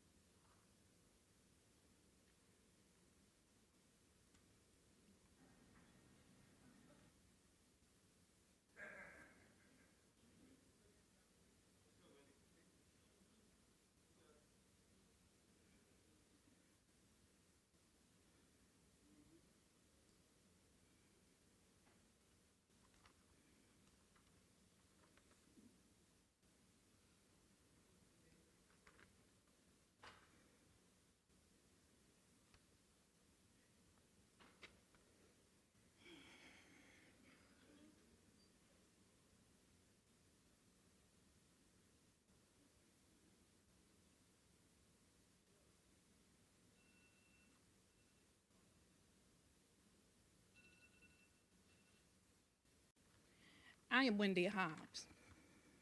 I live in District 2, Ms. Wilson. The silence we just experienced reflects the uncertainty felt by the citizens you're representing regarding Dr. Cromartie abruptly being fired. You were silent. And because you're silent and you got to experience how uncomfortable that is, how awkward that is, how people feel that they're not being heard, how it made you uncomfortable, wondering if I had lost my mind standing here and saying nothing. Is this what you all want for this county? You have heard tonight the divisiveness that has occurred in this county. And unfortunately, it is a result of politics. Not that y'all care about the kids, not that you care about the citizens. You all are pandering to a mega base in Goochland County. You have not shown respect to the citizen. I am your citizen. Now, if the county wants to remove taxes from my bill and withdraw all the tax money that people are paying that do not agree with you, see how that would work in the school budget. But I didn't get a refund. So that means I'm your boss. So let me due process you.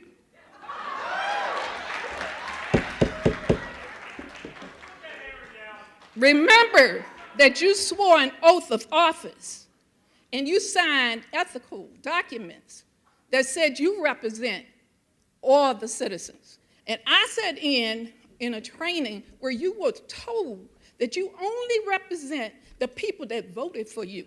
That person Ms. Hobbs, was totally your wrong. time is up.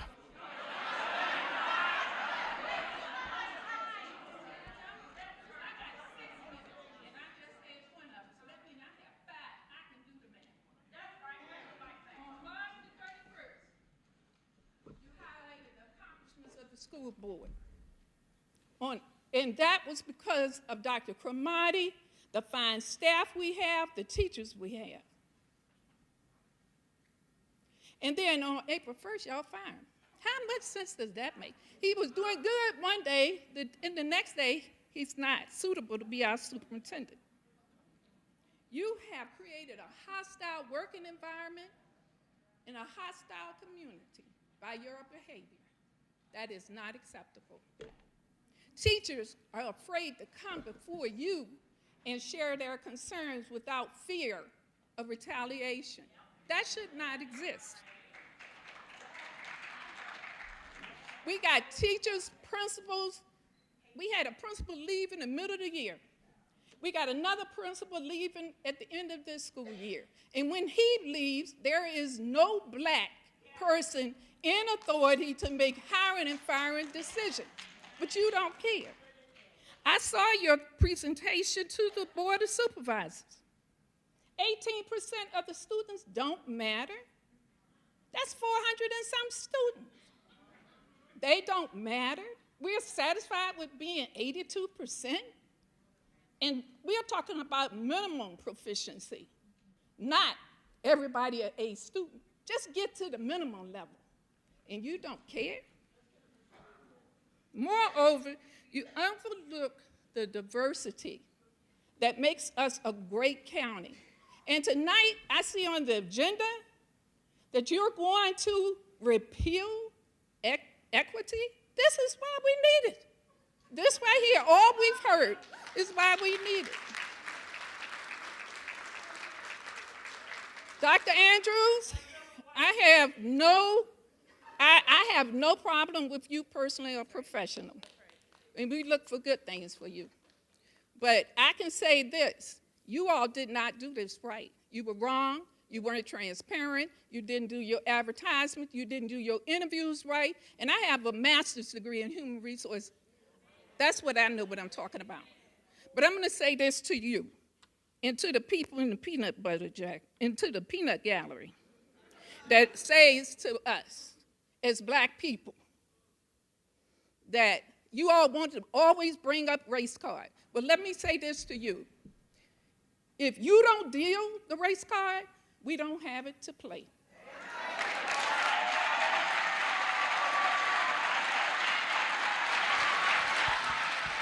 Alicia Kaiser.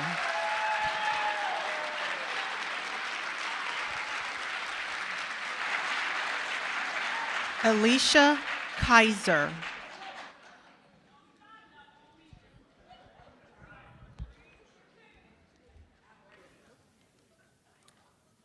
Hi, Alicia Kaiser, District 1. I am reading an email from a staff member. Good evening. Thank you for offering to speak on behalf of our faculty and staff in Goochland County Public Schools. I have full faith that this will be completely anonymous and have thus penned a letter. Here are the bullet points. Teachers are frustrated and confused by this board. There is absolutely no transparency with this board whatsoever. Fiscal responsibility is nothing more than a dream by this board. Frivolous lawsuits and the superintendent debacle is and will continue to cost the taxpayers hundreds of thousands of dollars. And this money should be going to the children. They are an absent board for the community. Previous iterations of the board were present and welcoming. The way in which this board goes about its business is shady at best.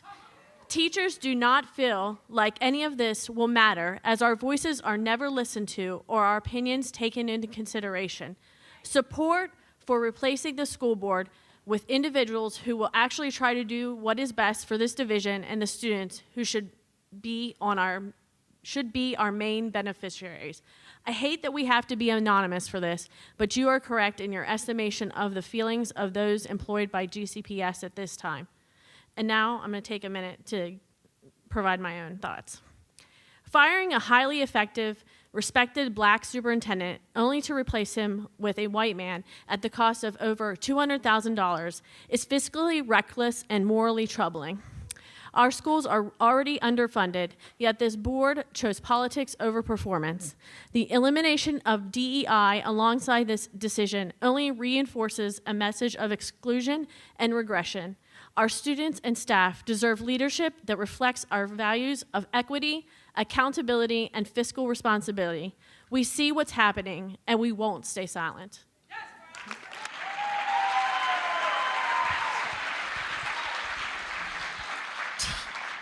Tina Winkler.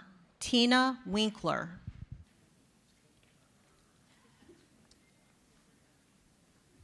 Thank you for allowing me the chance to speak. As a school administrator by trade, I'm very disturbed by the comments from the school board regarding an 83% proficiency rate for reading and math. That is not anything to be proud of. You should be striving for 100%. The way that you have gone about your business, again, as a school administrator, you are wrong. The fact that he's sitting up there right now and he's not even appointed until the 22nd is a problem. That's a problem. So my advice to you is to get your house in order, to go back to the school lawyer that you had before that can train you on what you need to be doing, and the fact that you all can dissent. You can vote no. You can have discussion, but you don't, because you have an agenda. You have an agenda. So my advice to you is to get your house in order, because if you don't, you're going to find people that are going to run against you when it's time.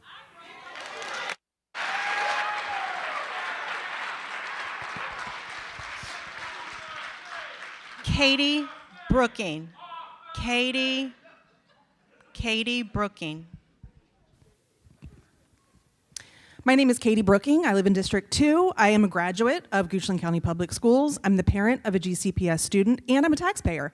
For all these reasons, I have serious concerns about the termination of Dr. Cromartie, but that's not why I'm here tonight. Instead, I'll be sharing the feedback of a member of the GCPS staff. To the members of the school board, I am writing today to express my deep concern and dissatisfaction with the recent decision to terminate our superintendent without cause. This action has not only shocked many in our community, but has also raised serious questions about the transparency and fiscal responsibility of the school board. Under the leadership of Dr. Cromartie, our school division was thriving. He brought a wealth of experience in education, along with unique expertise that helped shape meaningful progress in our schools. His thoughtful leadership and clear commitment to students, teachers, and families contributed to a positive trajectory for our district. Now, with his abrupt removal, our school system is faced with the significant financial burden of paying out a year's salary and benefits, an unnecessary expense that will undoubtedly impact the resources available to our students and classrooms. Additionally, the process of transitioning to a new superintendent brings further costs, disruption, and uncertainty.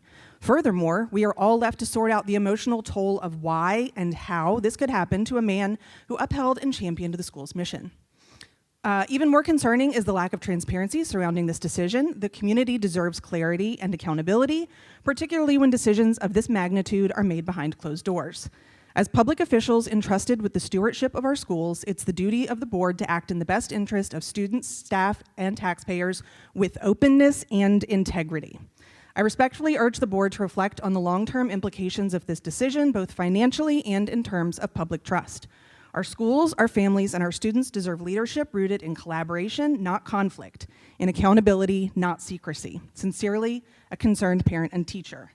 Please don't dismiss the concerns you hear tonight as simply a vocal minority. It is your obligation to render decisions based on public input. Listen to your constituents and do what's right. Our students deserve better. Do better. Jennifer Strozier. Jennifer Strozier.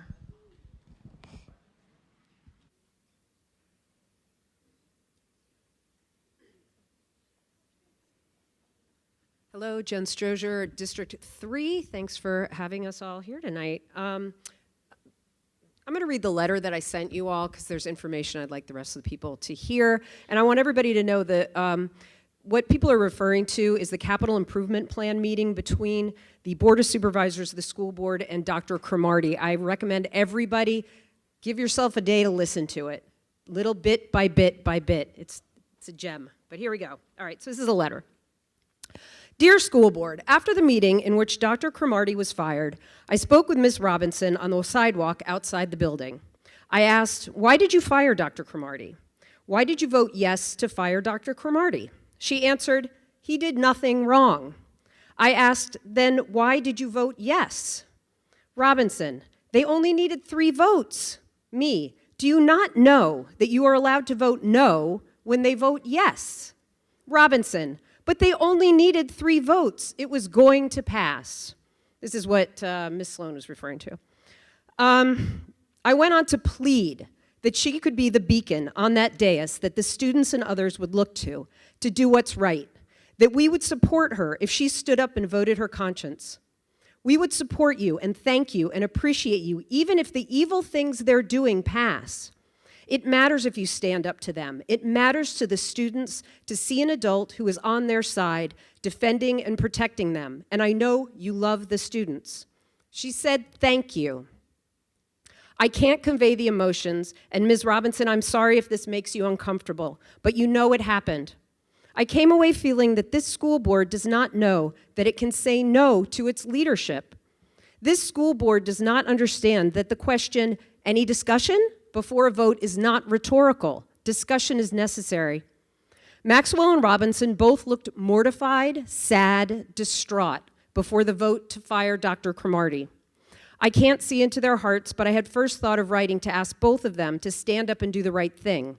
This school board is monstrous in its success at destroying the ideas of equity, which is giving students what they need to succeed, diversity. We know monocultures don't survive. Look at the royal family.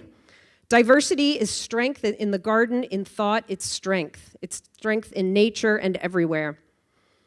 Line up our top students, then pull out any who are not white, straight, Christian. See how you've diminished that group. Inclusion is the third. This is simply the idea of the inherent strength of community and the healing power of belonging. You are destroying that in Goochland. Your actions in firing without cause a qualified, effective, well-liked, experienced superintendent and replacing him with a less experienced man at a cost of $200,000 plus has done more to damage this county than any other. It's irresponsible and indefensible. You did not put out a notice so that others could apply. You did not ask for community input. You clearly had someone in the wing. You could have waited 2 years and done a normal search. The school would have been no worse off and would have had the money to hire much needed. Ms. Strozier, your time is up. None of you are intelligent enough or experienced enough or skilled enough to convince any thinking person that you have the answer to how to make the school system better. That is why you hire a superintendent. School boards hire a superintendent, vote on policy, and should let the experts do their jobs. You are all so intent on furthering your political aims, you have effectively dragged Goochland County Public Schools backwards. Congratulations, do better.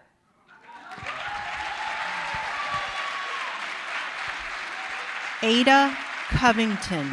Ada Covington.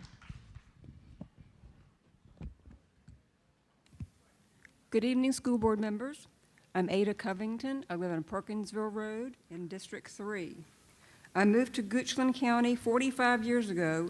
I raised 3 children here and now have a grandchild here in public schools. My children attended Goochland Public Schools and excelled. Outsiders would ask, why did they attend Goochland schools? I defended our great school system. I still want the best for our students. We currently have a growing county with many diversified students, and our school board represents all of them. Regardless of who elected the school board, you represent all of us. Major decisions should be considered with transparency after hearing what the population as a whole wants. I end with a quote from Fred Rogers, PBS, if y'all don't watch PBS. In times of stress, the best thing we can do for each other is to listen with our ears and our hearts, and to be assured that our questions are as important as our answers. Thank you.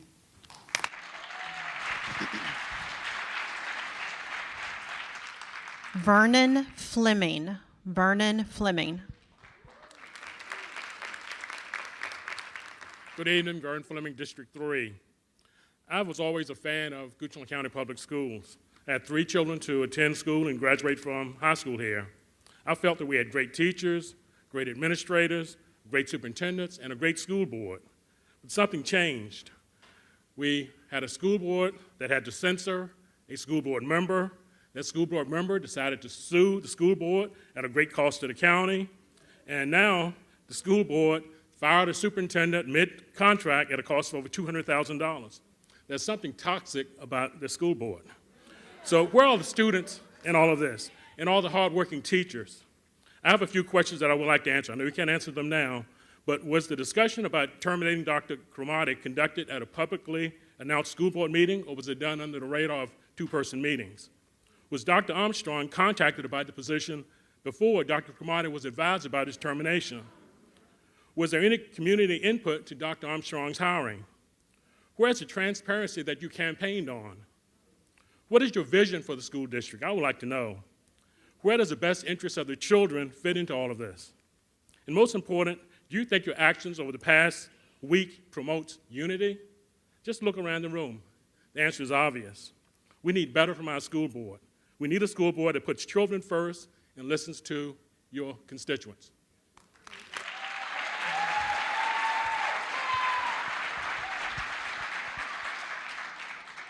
Tyrone Mealy. Tyrone Mealy.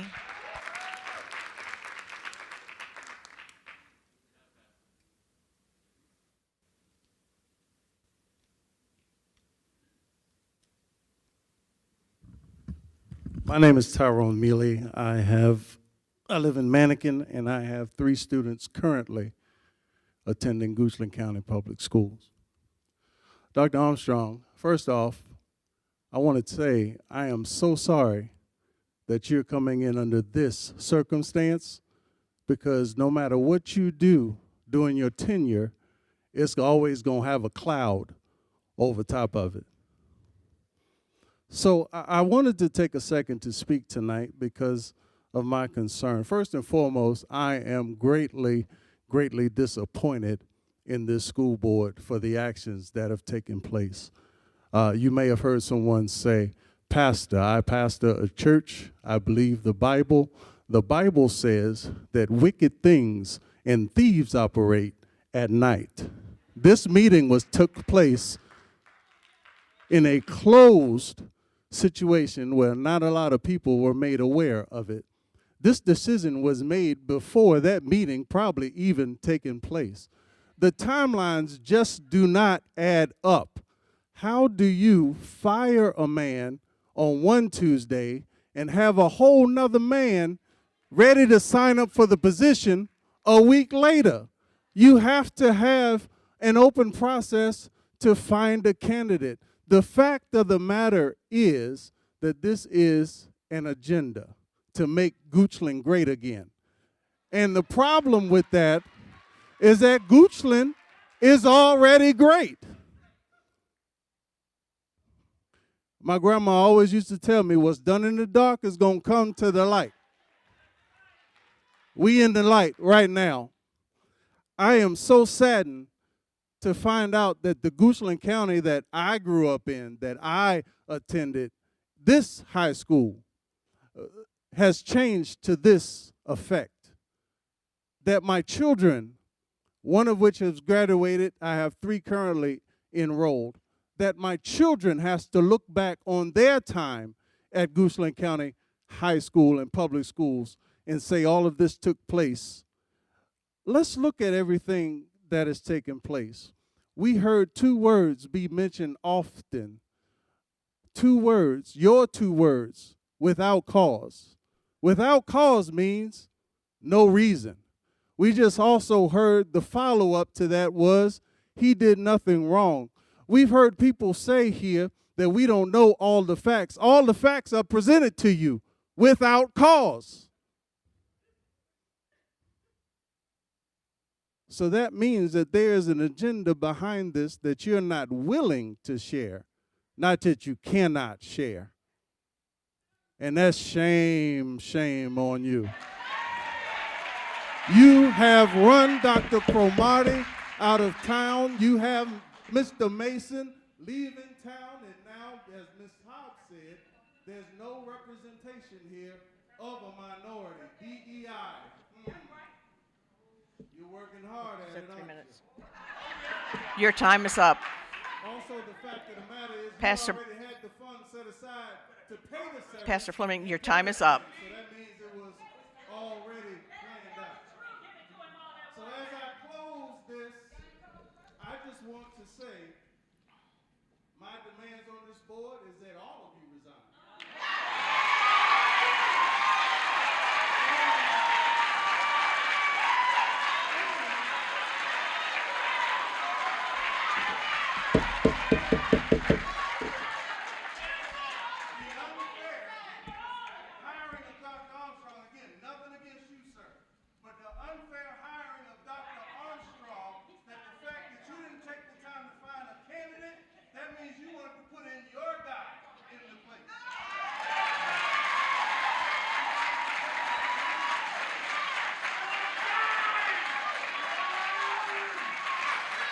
Reverend Carolyn Robinson. Carolyn Robinson. Reverend Carolyn Robinson.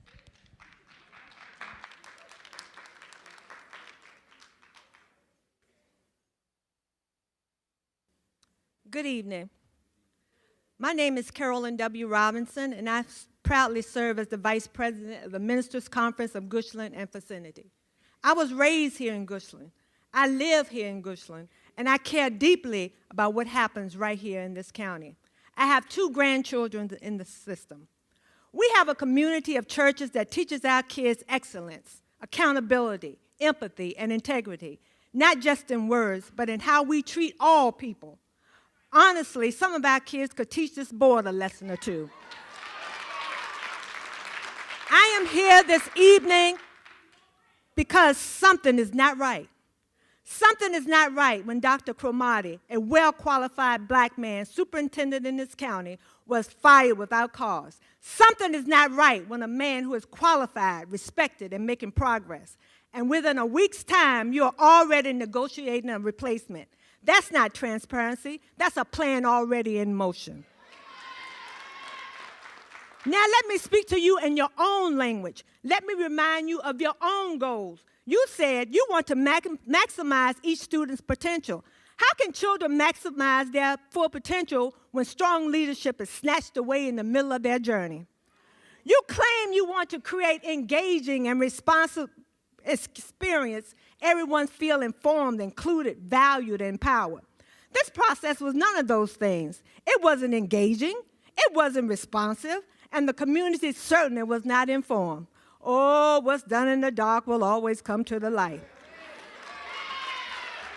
You said you want to enhance and support the instructional and learning needs of all student staff. Well, Dr. Cromartie was doing that, but instead of his support, you gave him the door.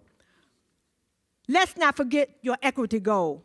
You say you want to increase the availability of minority role models accessible to all students. Well, Dr. Cromartie was just that role model. He was the goal. He didn't increase availability. You erased it. Now let's get real. If this is the direction the board is going in, then I must tell you, you are off target. You are off target on your own goals. You cannot say one thing in writing and do another in your actions. You can't just reach goals that you're acting underminedly. You can't promote equity with one hand and erase it with the other. Dr. Martin Luther King Jr. once said, "Injustice anywhere is a threat to justice everywhere." So no more. We will not be silent. We are watching, we are showing up, and we are speaking truth to power. And that's exactly what I have to say this morning, this afternoon. And I say this plainly. Do not eliminate DEI. Do not strip away the very tools that help ensure fairness, representation, and opportunity for all students. If this board is truly committed to maximizing students' potential, to create an inclusive environment, and to developing stronger character like you say you are, then DEI is not something you cut out. It's something you live by. Because the truth is where you move. Your time is up. When you remove DEI, you're not erasing the program. You are erasing progress, and you're turning your back on the very values you say that you define in the school board. So this isn't all about Dr. Kamadi. This is about every child in the county who needs to believe that hard work, qualification, and excellence will be valued and not discarded like a dirty tissue. We're not going back. We're not going back. Don't let fear of politics outweigh that right. The children are watching, the community is watching, the nation is watching, and history will remember.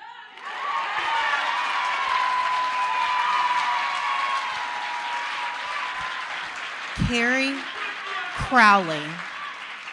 Carrie Crowley.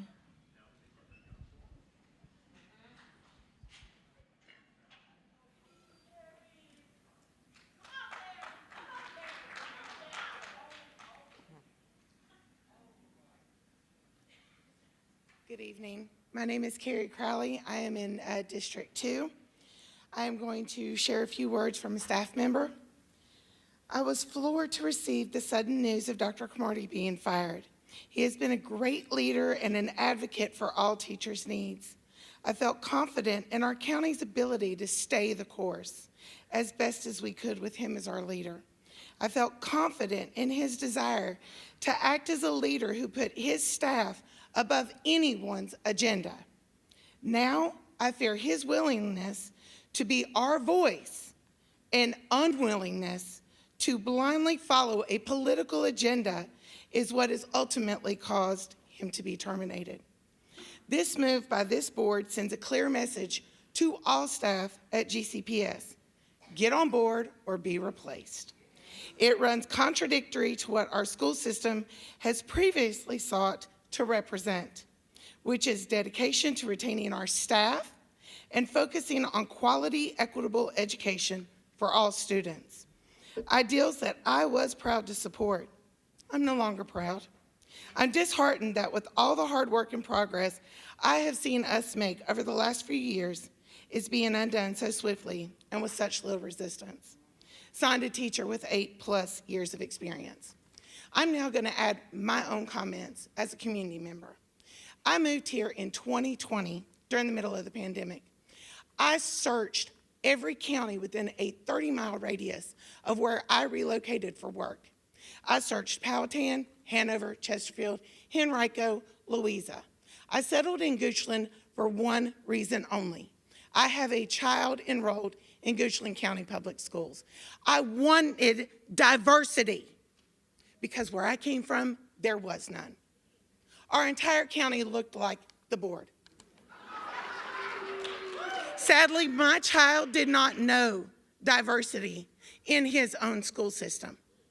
He knew it because of our personal friendships with other people. Ladies, I'm not certain if you're aware. Diversity, equity, inclusion, oh yeah, and accessibility, you were all on that stage because of that.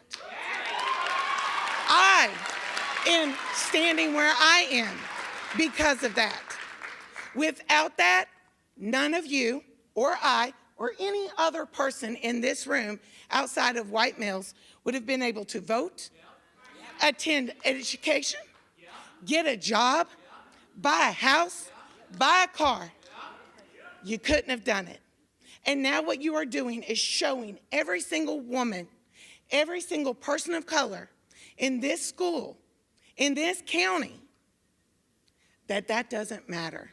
Oh, accessibility? Those are ramps. Those are your, IEPs, all of those things. But you go ahead. I know, my time's up. I hear you, Ms. Chairwoman. I know. I don't have much of a voice. So when you cut my mic, very few can hear me. But just understand, my representative, I've seen you at 2 games. 2. And I watched you read a book during the whole game when our boys basketball team actually won in overtime. Thanks for supporting us.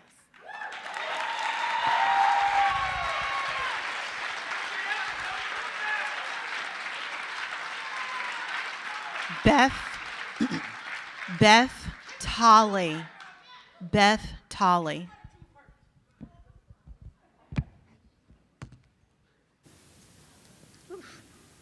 Hello, I am from Avery Point here in Goochland, And I read a letter, and basically what I said, and I want to say again tonight, is that I was deeply saddened and disappointed and angry about the dismissal of Dr. Cromartie.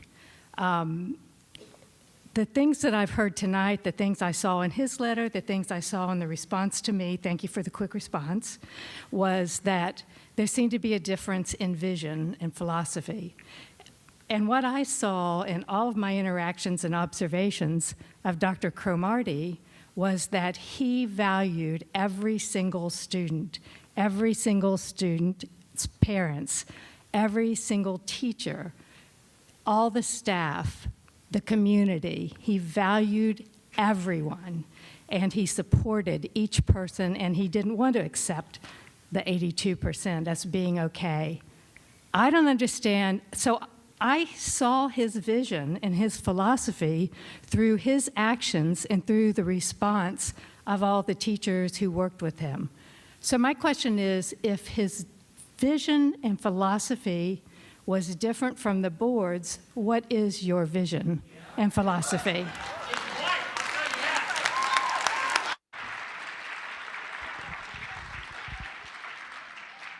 Dr. Mita Potts. Dr. Mita Potts.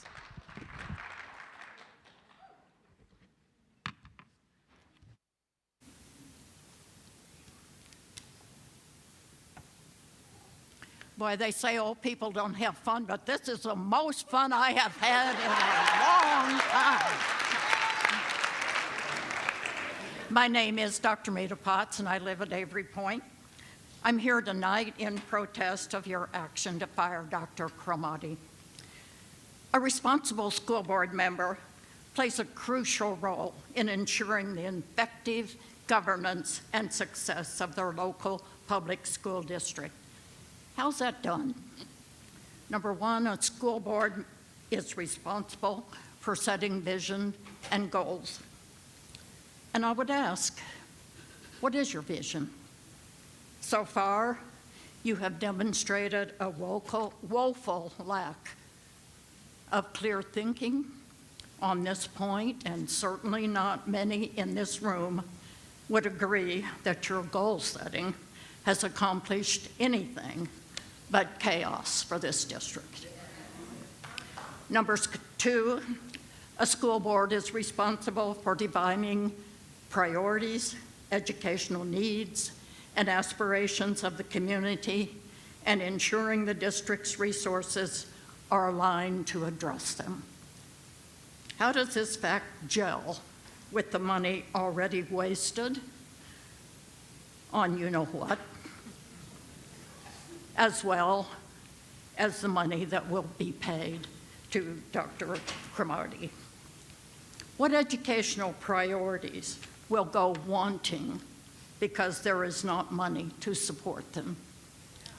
And number three, speaking of priorities, part of your responsibility is to conduct a thorough search process and select a qualified and effective superintendent to lead the district. I have no doubt that you are, but yet less than 2 days after you fired a qualified and effective superintendent, you did not conduct a thorough search.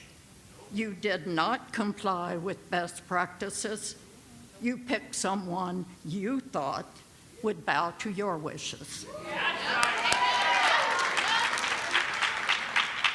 And number four, part of your responsibility is to maintain ethical standards, adhering to a code of ethics, and acting with integrity, transparency, and in the best interest of all students.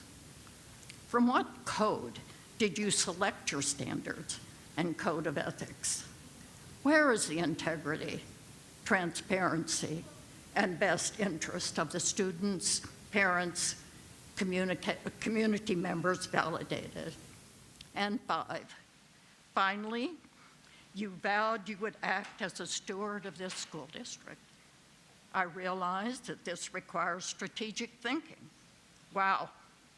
Knowledge of effective policy and fiscal responsibility. Don't tell me my time's up. Community advocacy and collaboration with the superintendent Your time and is up. community members. You have not met these expectations of good stewardship. And for this reason, you should step down.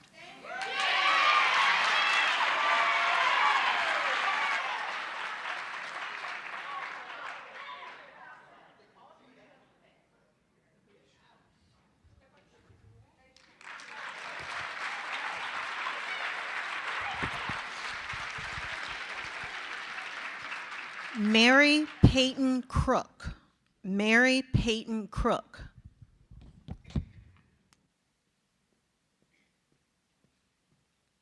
Good evening. I'm Mary Crook from District 2, and I first want to say thank you to this crowd for being here tonight, because every time the school board makes a decision that harms marginalized communities, I feel like I'm in the wrong place, and I'm clearly not in the wrong place. Y'all are in the wrong place. I'm reading a letter from a Goochland educator who didn't feel comfortable enough to speak in front of you themselves, an educator who's been teaching for over 15 years. So if you heed any words, I hope you heed these. To the school board, I have been a teacher in Goochland County for 15 plus years. Today, the sadness has passed and the anger has set in.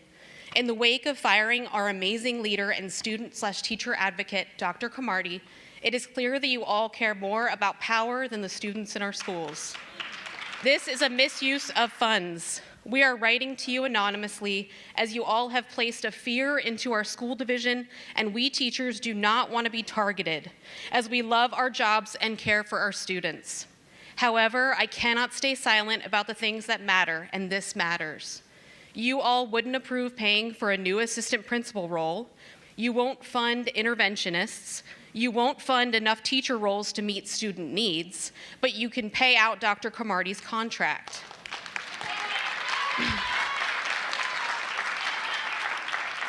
You all should be ashamed of yourselves, as you once again are not putting the needs of Goochland County students above your own. Thank you.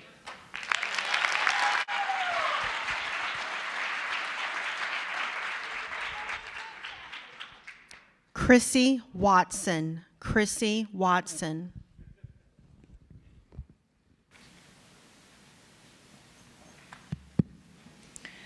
Good evening. My name is Chrissy Watson, and I've been a community member of Goochland County for 11 years in Manikin-Sabot. I'm here to implore you to use your position ethically and appropriately, keeping the needs of our staff and diverse student population at the forefront of all you do. As a former educator in the surrounding Richmond area and here in Goochland County, I also stand here tonight to share with you the comments of a current educator here in our county who is asking for intentional support, transparency, and logical use of funds to be resourcefully used for educational purposes. Education is not a partisan issue. Equity in education is excellent education, and an educated, supported community is a thriving community. Your constituents are demanding that you right your compass and act accordingly. The following words are from a current Goochland County teacher. For over a decade, I have been a dedicated educator in Goochland County Public Schools. I have poured my heart, energy, and expertise into this community's children because I truly believe in GCPS's vision to inspire and prepare the next generation to make a positive impact. Today, I write this statement with deep frustration and disappointment because it seems this board has lost sight of that vision. We are in the midst of a teacher retention crisis. In employee pulse surveys, teachers are pleading for support. Your teachers and administrators are stretched impossibly and unsustainably thin. Members of this board fought against a meager cost of living raise, while Goochland continues to lag behind the region in salary scale comparison. Not every grade level has access to support from reading specialists in our schools. In year 2 of the Virginia Literacy Act implementation, any student performing below benchmark on literacy screeners will be entitled to an individualized student reading plan. The law states that, quote, every division will staff enough reading specialists to support intervention needs. In response, teachers and principals asked the board for an interventionist to help shoulder the burden of the required additional literacy instruction minutes, managing student reading plans, a reasonable request. The board dismissed it outright, saying the teachers will just do it. When? between bell-to-bell lessons, between the endless demands beyond the scope of planning and delivering lessons that are stretching teachers to a breaking point, we hardly have time to eat lunch or use the restroom, much less squeeze additional individual reading plan minutes into our day. Your response makes one thing abundantly clear. You are grossly out of touch.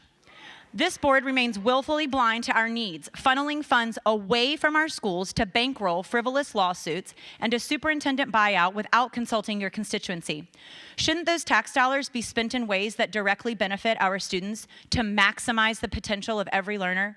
Shouldn't the wasted tax dollars have gone towards staffing interventionists to help our struggling students to be proficient readers, or staffing enough administrators to meet each school's needs, or a cost of living raise to retain teachers who have better options in neighboring counties?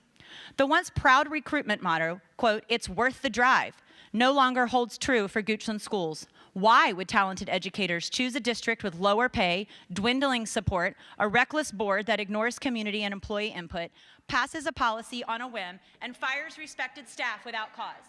I leave you with this. Previously, I chose to stay in Goochland County Schools because I truly believed our leadership put students first. I believe the board listened to, respected, and supported the teachers who give everything to help those students succeed. They used to. Now, in light of the priorities this board has chosen to uphold at the expense of integrity and trust, I am no longer confident in that assessment. So my question to the board is this. Your time Why is up. should we stay?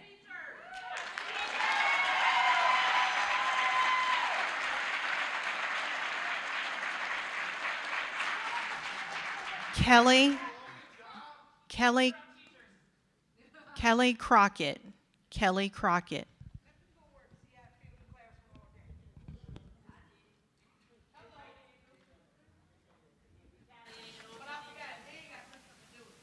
Good evening. My name is Kelly Crockett. I'm here tonight to share concerns from a GCPS staff member. My concern is with the board's ability to buy out Dr. Cromarty's contract and pay for a new superintendent, but not find funds for a GES assistant principal. The middle school is losing the dean of students to afford the assistant principal at GES. Both positions are needed. GMS staff are beyond frustrated with the loss of the admin spot, especially when it was advocated to be another assistant principal, and now we go without. Dr. Cromarty pushed for the assistant principals. The school board said he would have to be creative, and this is where we landed. Thank you again.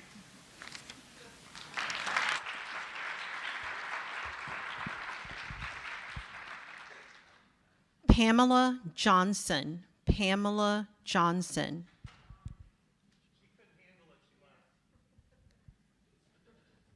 Sabrina Hope. Sabrina Hope.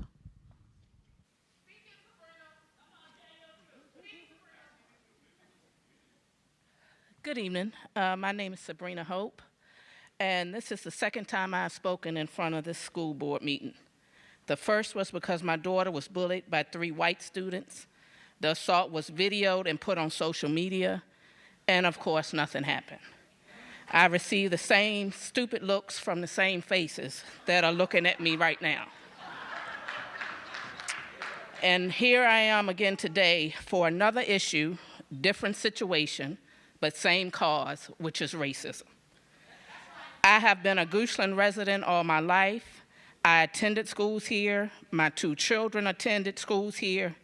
And it's a shame that the county is just as racist now, or even more so than it was when I attended schools.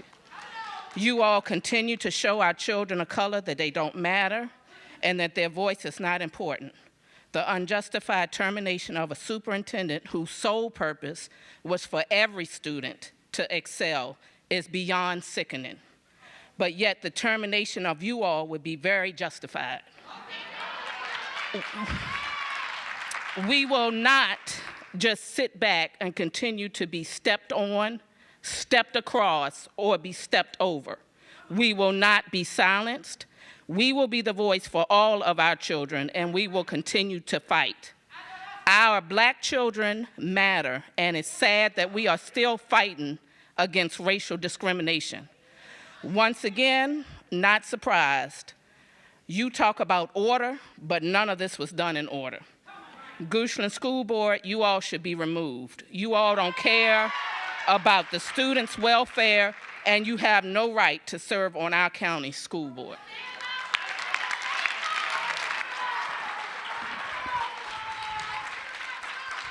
Sarah Beasley. Sarah Beasley.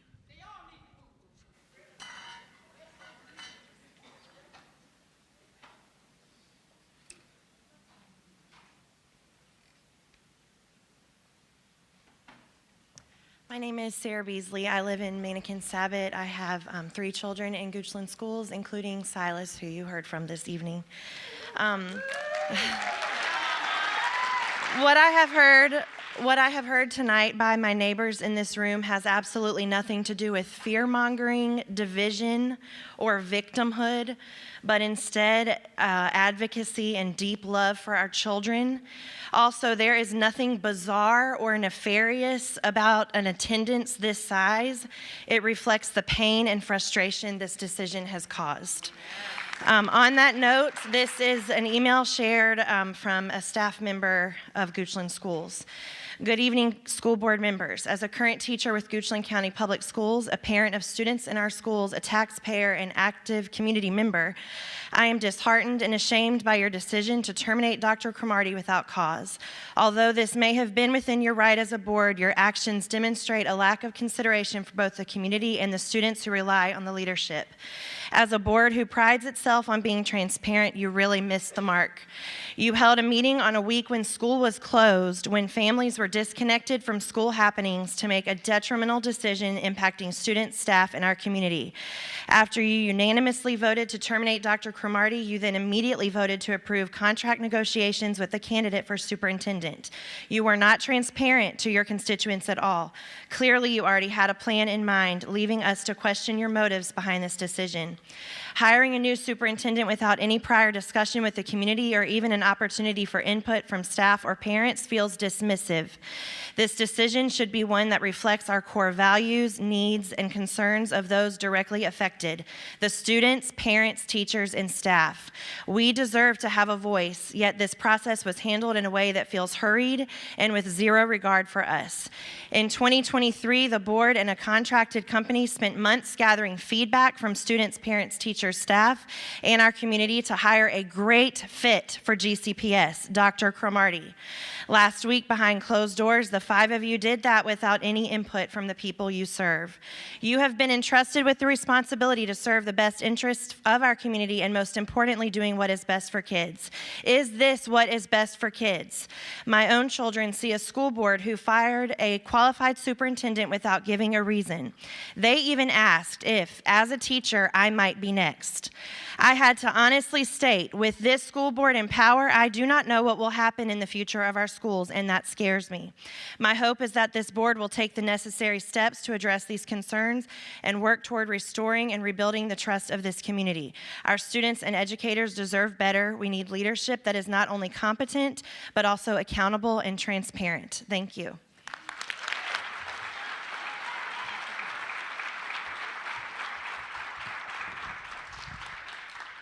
Janine Vassar. Janine Vassar. Faster. That's all good. I get it all the time. Hi. So I've spoken to you guys once before, last time as a parent of tuition students. A few days before the sneaky meeting, I actually bought a house in Goochland. So guess what? I vote now. So in addition to paying for 5 years for my little girls to come here because Goochland schools are that awesome, I've now even bought property because that's how committed I am to Goochland schools. And I vote in District 2. So I printed out the strategic plan. I have little Post-its and all that, but it's late. I want to start with the joke instead. So have you guys heard that joke where it's like 2 guys are camping in the woods, a bear comes along, and so they run away, and the one guy's like, I don't think we can run from this bear. I don't think we can escape it. The other guy says, I don't need to run faster than the bear. I just have to run faster than you. Is that our new strategic plan? Because I'm kind of confused. It really looks like that whole, the 18% who aren't reading well, it's fine, the rest of them are good. Like, Are we teaching our students to trip their peers so that they can then progress? Is the goal to win? Or is it some of these other things that I found? So let's see. Ubuntu, a Zulu proverb, I am because you are. Community, we all win or we all lose. A Kenyan proverb, a man who uses force is afraid of reason. African proverb, to go fast, go alone, but to go far, go together. Don't trip the guy next to you to escape the bear. Work together. Also, I've noticed in these school board meetings, because I always watch the recordings afterwards, there's a lot of Bible verses thrown around. We've had a lot of pastors too, so I thought I would throw out the one that's on the vanity plate of my car, because my car makes me look like a godless heathen, but people don't seem to notice that actually my license plate is a Bible verse. Isaiah 1:17, learn to do right, seek justice, defend the oppressed, take up the cause of the orphans, and plead the case of the widow. It is our job as educators, as Christians, as Americans, as humans, to all work together and to go back for the ones that trip and fell and help them. Not to laugh and be like, great, that means I get to get ahead.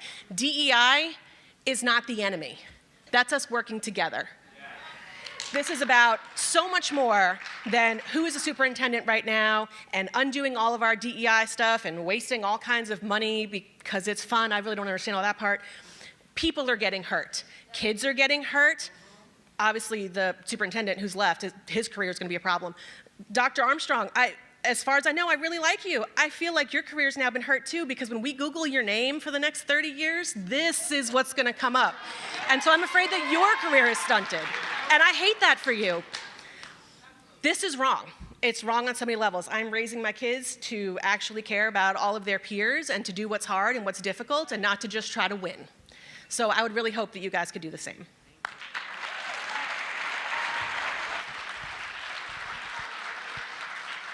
Karen Horn. Karen Horn.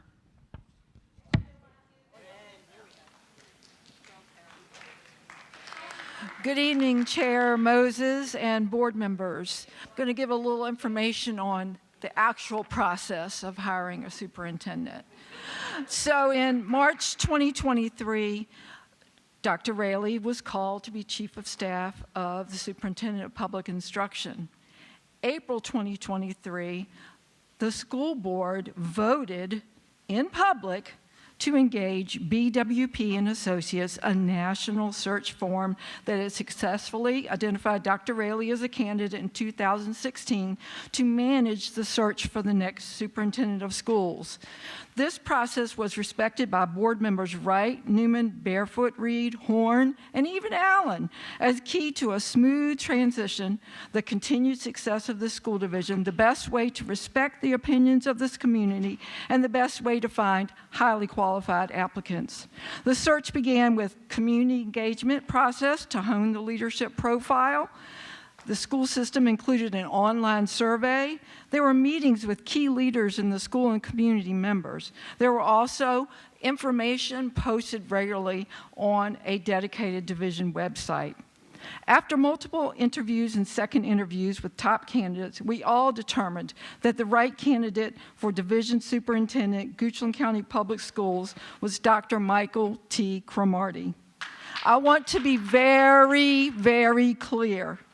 The only DEI in this hire stood for distinguished, dedication to public education, experienced classroom teacher, building administrator, central office division leadership, educated, innovative, and intelligent. Dr. Cromartie was thoroughly vetted. He understood the importance of the established mission, vision, core values, and the three critical goals of the division's school community developed strategic plan. He demonstrated all his personal values and dedication to his duties in both his words and actions. Even when faced with a school board who was intent on dictating their own agenda, Dr. Cromartie stayed focused on maximizing the potential of every learner. The school board members, you're not the superintendent. Best practice for school divisions include collaboration of the school board members with the superintendent, as he is the CEO instructional leader who is responsible for day-to-day operations of the school division. This school board did not work to collaborate and has not been transparent in this plan to terminate the superintendent and to replace him so quickly. The termination vote and announcement took place during the recent spring break when most staff were disconnected for family time and community members were also focused elsewhere. Your actions have embarrassed this community during a time when our amazing teaching and support staff have options to sign contracts and work anywhere. Your time is up. Will it still be worth the drive? We, the people, have worked together long and hard to build a strong, welcoming, innovative school division that is the heart and pride of Goochland County. It is my opinion that the wrong people were terminated, and the termination of this board should be with cause.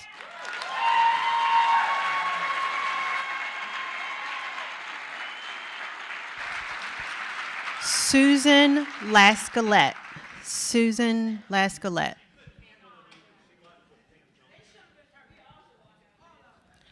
Lisa Dearden.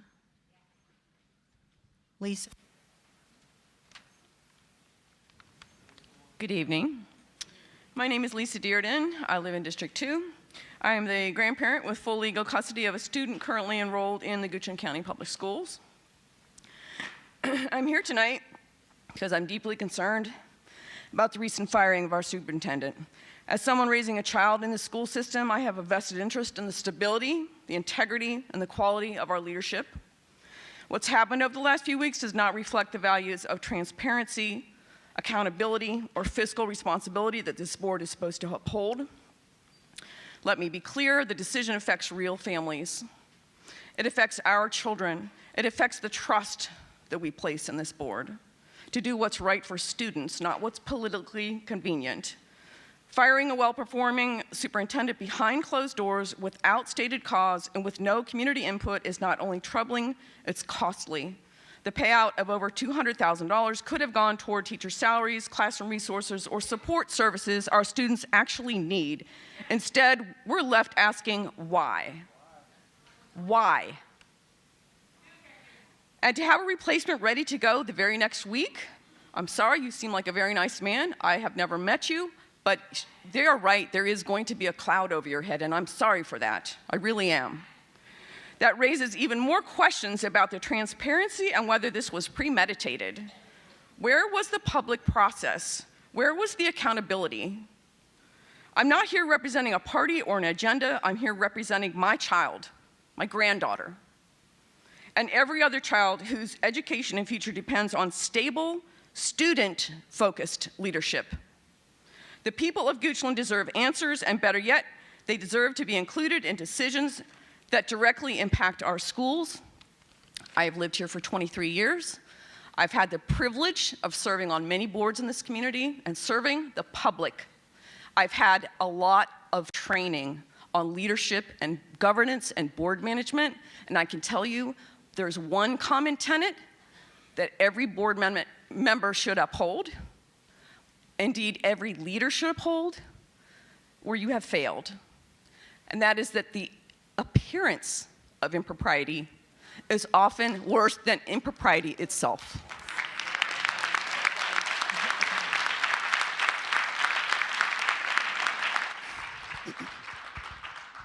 Vanessa Randolph.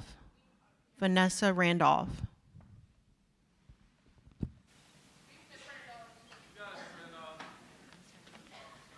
Ooh, I didn't think I would get up here. Good afternoon to the chair and to the board. I'll give you a little bit of back information about myself.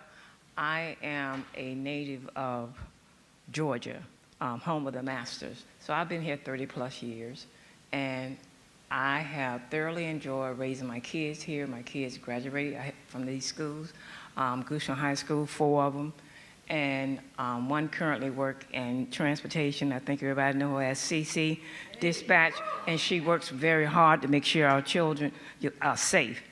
With all that being said, I'm in District 2 also, and I've always been proud of Goochland County since I've been here. So when I go home, my family say, you know, I say, I got to go home. And they say, no, you can't, you know, this is home. Vanessa, you got to understand that this is home. I said, no, Goochland is home also. And I have always been very, very proud to say that.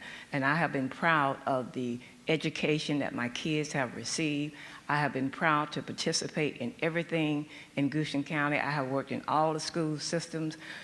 Most people, if they've been around here for a while, they know me. I have done different things. If you call on me, if I can help you, I'll do it. It's not a problem. But now I am ashamed. I'm ashamed. And I shouldn't have to feel that way, you know, because I have grandkids and stuff like that. And I want to see life better for them. I was in Georgia actually on break. When I got the news, I looked at Facebook and saw that he was, the superintendent was dismissed without cause, and I was like, without cause? I couldn't even discuss that with anyone. I couldn't even say anything to anyone at home about it because it just messed up my whole vacation. You know, what you mean without cause? You understand what I'm saying? We are trying to, it's like Goochland is trying to go back to the 60s.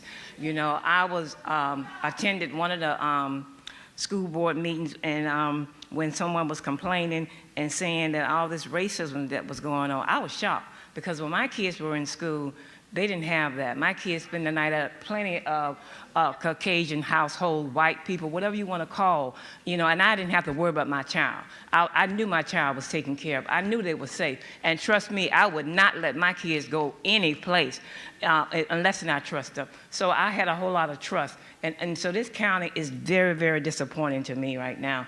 And I had to say something because I met a man that I felt like was very qualified, and he was working very hard, and I'm very disappointed in you ladies. I really am. And you know, they talk about peer pressure, but you all, and someone said earlier, it only took 3 people to really, that he would have been out, and all you guys, nobody was sustained. Something wrong with that picture. There's nowhere in the world. You know, that's peer pressure. That is peer pressure. So I hope you can sleep at night with yourselves because it's not good to go alone to get along. You know, it's best to be, I guess my mic is cut off, but it's best to stand to be alone. I don't have no problem standing up being alone because you have to, you know, you got to stand for something. If you stand for something, you're gonna, you know, you're not gonna satisfy everybody. And I'm disappointed in you guys. And you need to be.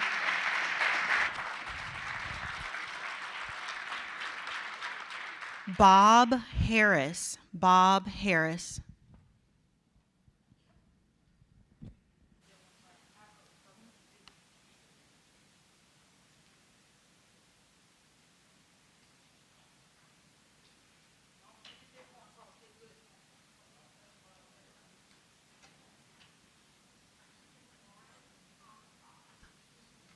Lauren Comstock.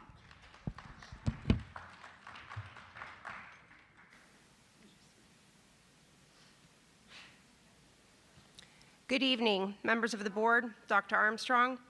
I'm Lauren Comstock, and I'm in District 2. We all knew this day would come. It was just a matter of when. I do wonder if Dr. Armstrong understands what he's going to be dealing with. This school board is rogue. They actively work against the division's mission to maximize the potential of every learner, a mission that Dr. Armstrong helped develop, from my understanding, along with input from the community, administrators, teachers, and staff. It was widely and overwhelmingly supported.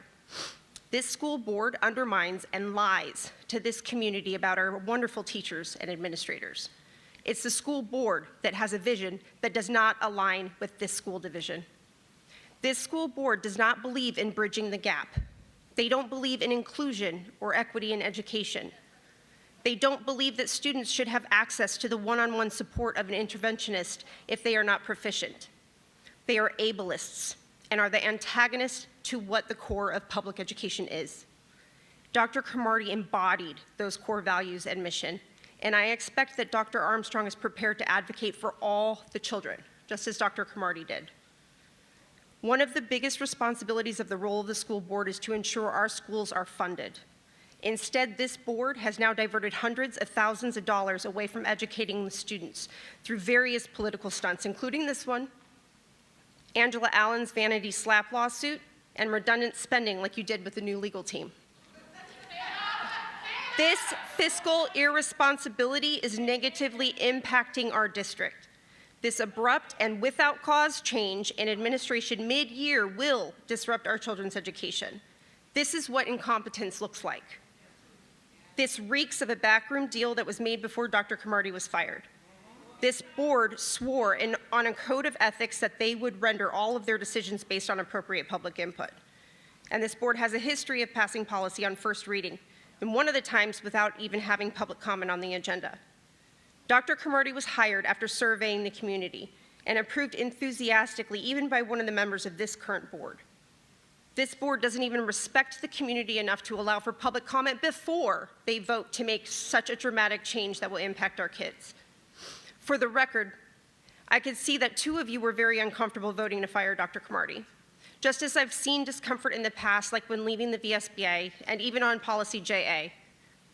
I just want to say that if you voted yes just because you thought your vote wouldn't matter, you are wrong.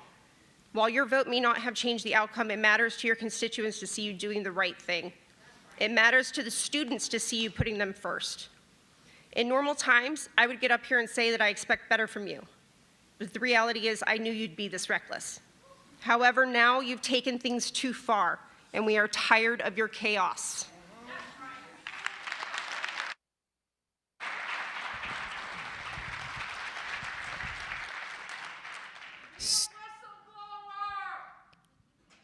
Stuart Inky. Stuart Inky.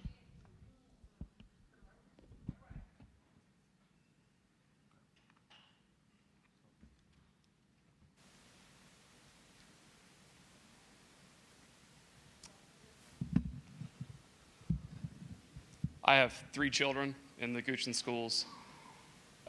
In the fall, I'll have 4. 12 years ago, I took on a failed elementary school in a very poor part of Arizona. The state gave us what they said was a very aggressive goal. They wanted 36% proficiency from our school. Before that school year started, I learned all the names of my kids. I knew every student at my school. I knew their parents' names, I knew their names, I knew where they lived. We did home visits. And when we got that goal, we didn't think it was good enough. And we worked hard. My teachers worked hard, my students worked hard, and that whole year, we worked. And at the end of the year, we blew way past that 36%. We were 67% proficient. I threw a party. I told my kids how proud I was of them. I told the teachers how proud I was, and then I went in my office and I cried. Because I knew the kids I had failed. And that afternoon, I sat down with my assistant principal, and we started putting a plan together so that we wouldn't fail them again. What I've learned in education and what I've learned working with children and adults is that children thrive when they can. If they're not thriving, it's not for a lack of will, it's a lack of skill. Our job as educators is to create the environment where children can thrive. It's to create the place and to give the educators the knowledge they need and the tools they need so that they can help children thrive. Our children aren't thriving. There's 5 kids at my bus stop. I want to know which one of them doesn't deserve to be proficient. Which one of them doesn't deserve to know how to read, to know how to write, to know how to do the math they need to be successful. When I was an educator, and now as I volunteer as a court-appointed special advocate for kids, we are always guided by what's in the best interest of the children. I can't see how doing this was done in the best interest of my children. And so I ask in the future that you keep that in mind.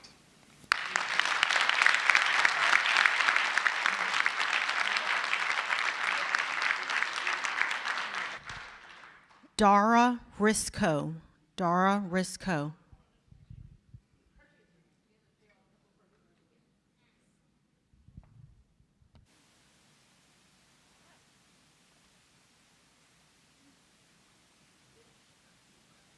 So I'm coming up here as a grandmother. I have 3 grandchildren in the Goochland area. I don't have to tell you how we despise what you've done because it's been told over and over.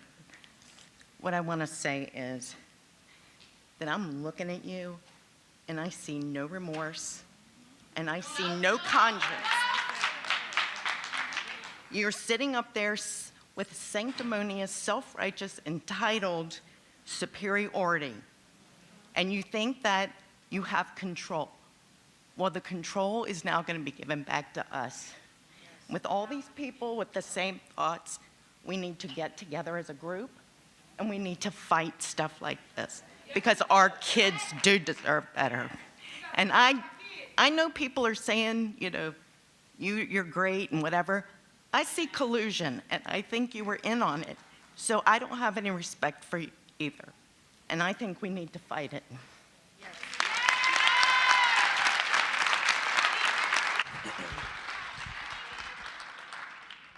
Kaylee Bowens.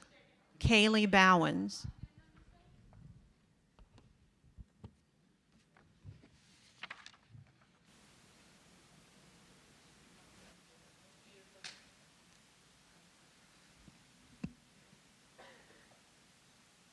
Good evening. My name is Kaylee Bowens and I live in District 2. When DEI removal is mentioned, wheelchair ramps often come up.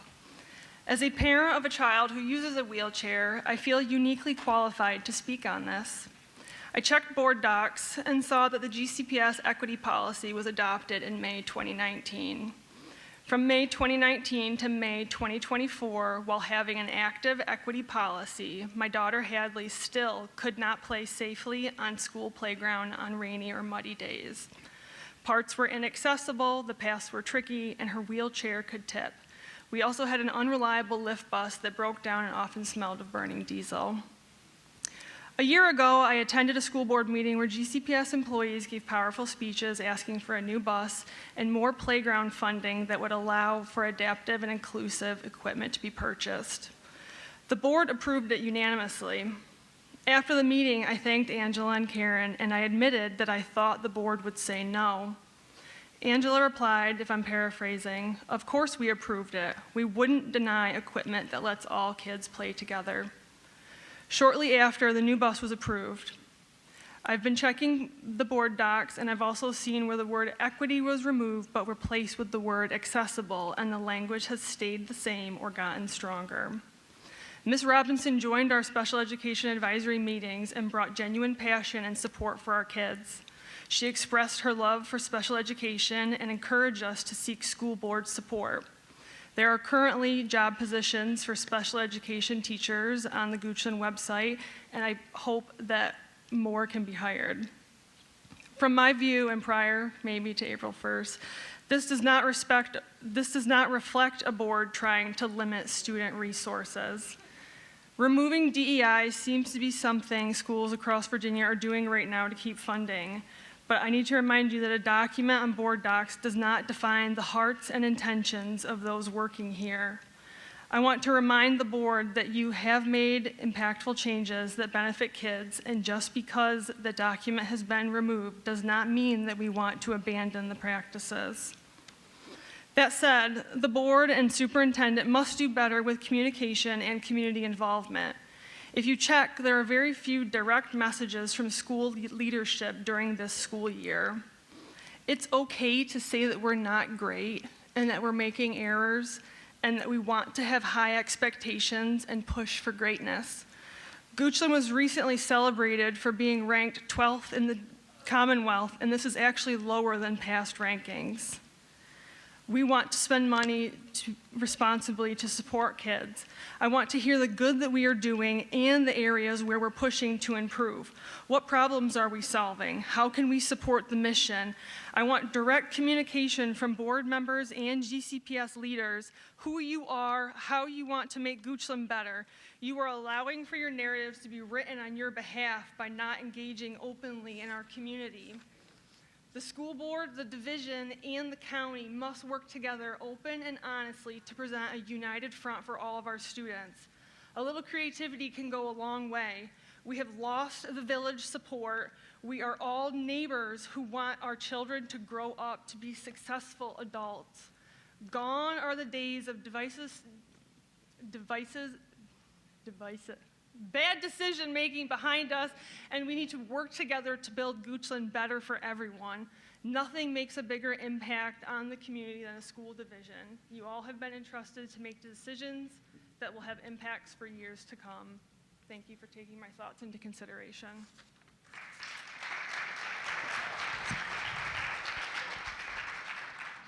I'm going to try my best with this last name, and if I messed it up, I'm sorry. Charlotte Giannone?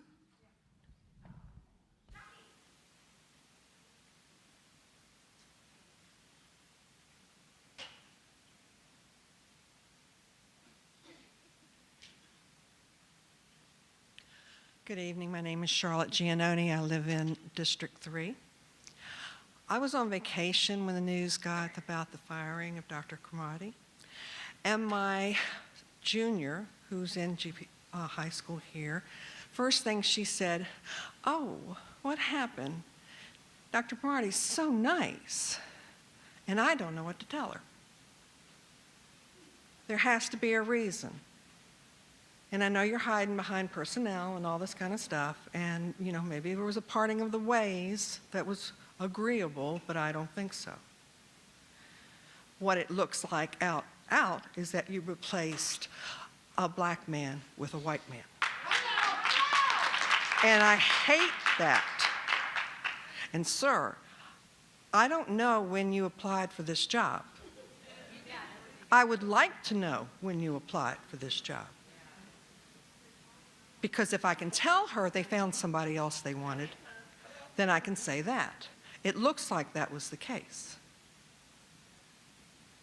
This does not pass the smell test.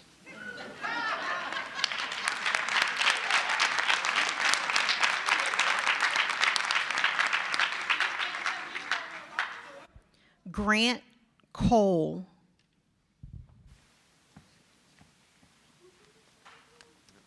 Hello, my name is Grant Cole. I'm a senior. Oh, yeah. I'm a senior here at the high school. I've lived in Goochland my whole life. I'm a District 2 resident.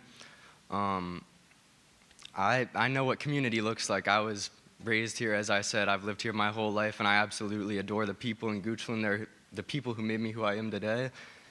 And I'm extremely worried that it's been a while now coming, but it's really eroding away more and more each day. I've been working with the PTSA for about 4 years now in total through student council, other organizations, planning events, and we always had a hard time working with school board affiliates and members to get community events passed through the school that would build this community back up.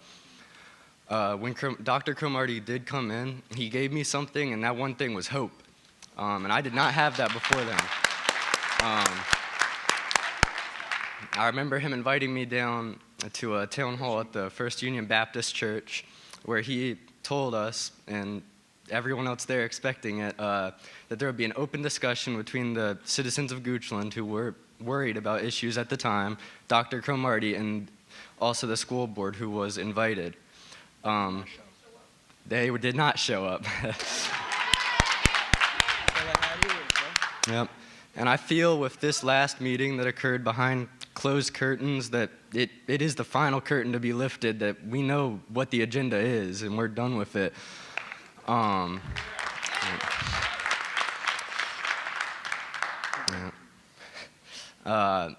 don't know if I'll be in Goochland much longer. I'm about to go to college. As I said, I'm a senior. But through all the time I've been here, I've had Barks values pushed on me, ECHO principles, all the stuff that you guys, I'm sure, believe in. But I really felt like the one true thing I learned from being a product of the Goochland school system was what community is, and this is not it.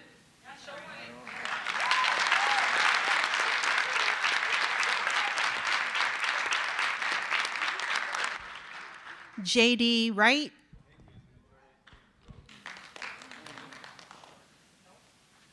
Good evening, board members, Dr. Armstrong. Honestly, I never write down any sort of comments before I get here. One, because 3 minutes. Two is because I realize that so much of what's going to be said in evenings like this is going to cover what I want to say. But I had a conversation earlier with Mrs. Robinson, and I appreciate her time very much, and I told her then, and I'm going to stay true to it, that when I speak in public, I don't want to do anything but be positive. I want to do what I can to try and help us accomplish our collective mission. That mission is to take care and to maximize the potential of every one of our learners. To that end, I would like to offer some advice. You guys need somebody better advising you. You need somebody, perhaps a professional organization, maybe that you joined, maybe that you left, that could help you understand, A, how to run a meeting, B, how to speak in public, not that I'm setting a great example at the moment, and C, how to interact with people both before, during, and after the decisions that you make. I know that you guys have every right to do the things that you do when you vote. The people gave you that power. I hope that you use it wisely, but I also hope that you find some good advice. I know Dr. Armstrong. I've known him for a long time. If he gives you some advice, if he suggests a better way to approach something that you're going to do either way, but a better way to communicate, a better way to be a part of the community, I suggest that you take it. Thank you.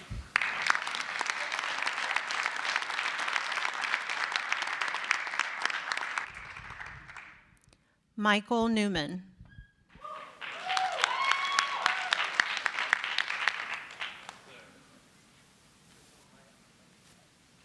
Madam Chair, members of the board, Dr. Armstrong, I wrote a packet of things I wanted to say tonight.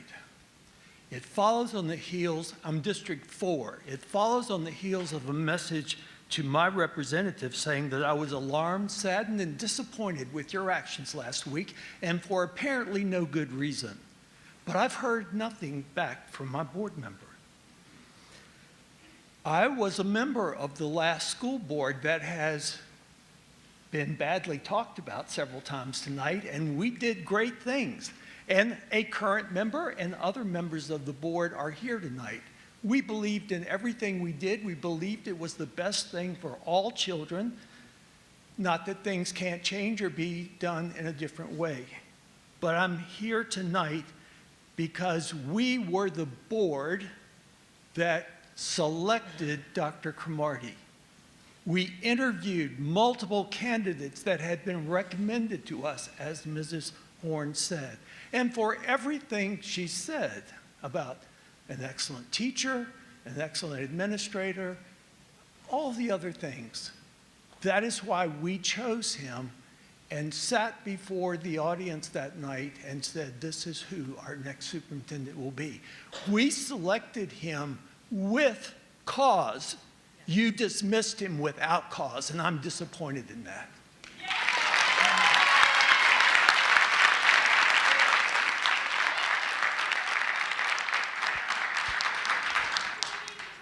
Mark Weaver.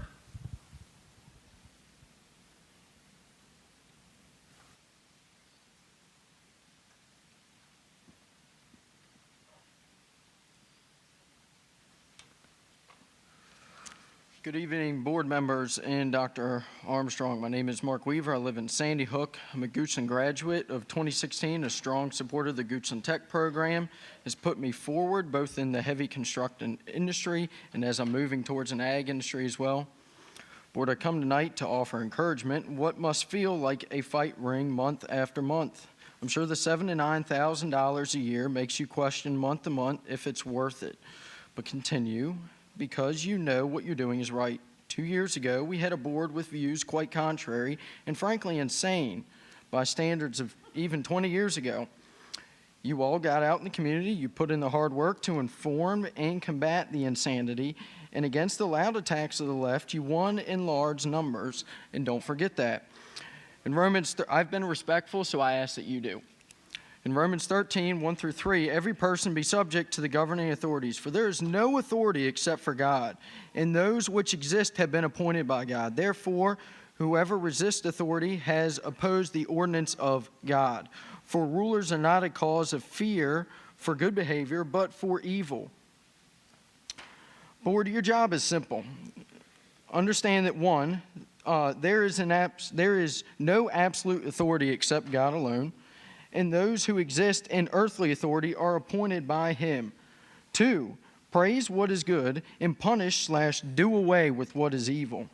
It was an evil thing for us to lie to children and tell them that they can change gender that God alone has defined. It was an evil thing to further lie and allow them to use bathrooms and put other children at risk.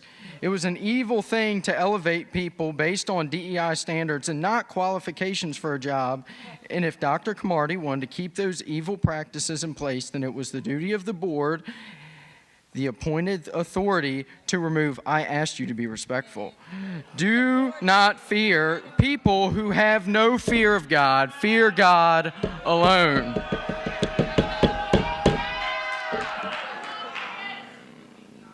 To the former board members who have caused nothing except division in the communities, as I told some of you in 2023, you are accountable to not only we the people, but to God. In November of 2023, we held you accountable and voted you out of office. Now you must repent of the evil that you advocated for while there. Confess it and turn to God.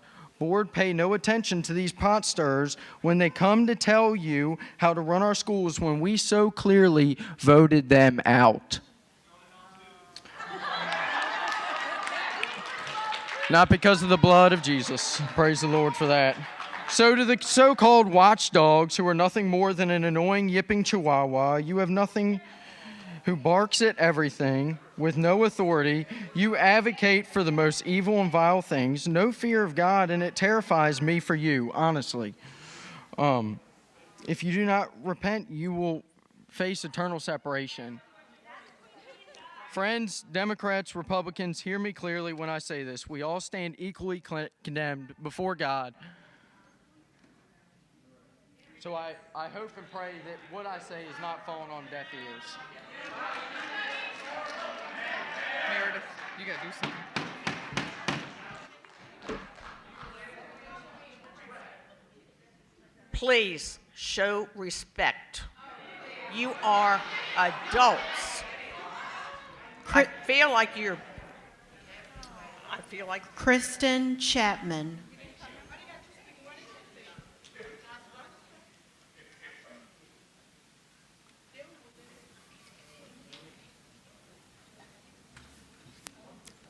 Good evening, school board. I am Kristen Chapman.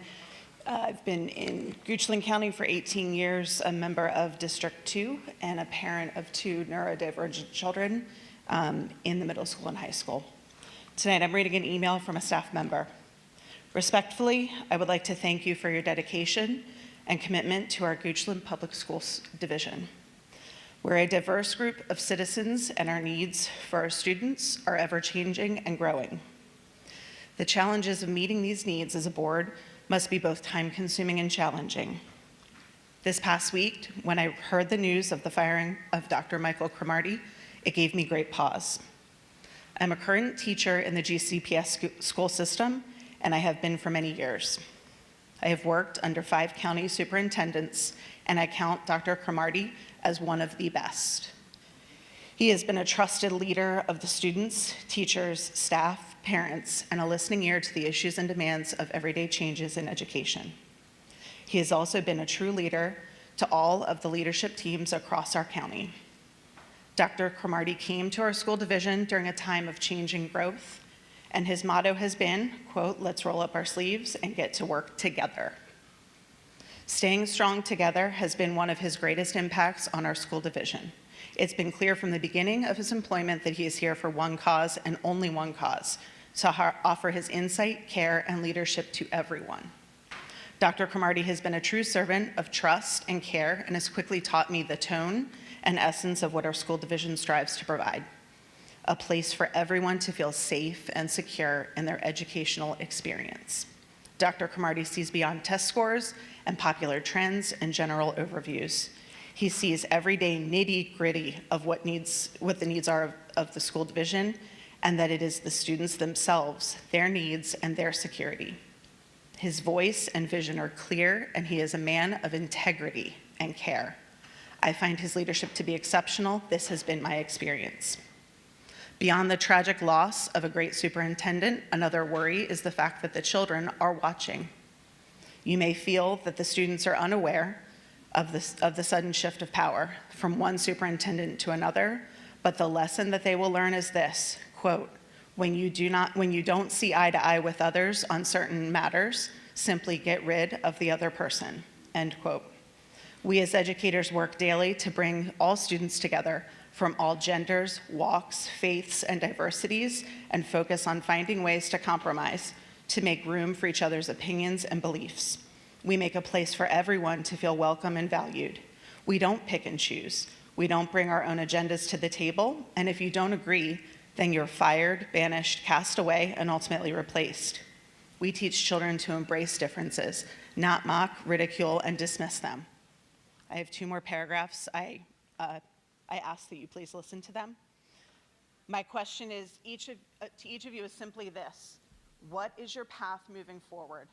Where are you taking us? What is the agenda that you have planned for all of us? What are the goals that you're trying to accomplish alone on this path with a new superintendent? What is your main agenda, and most importantly, does it allow for all students to feel secure and safe, or just the majority?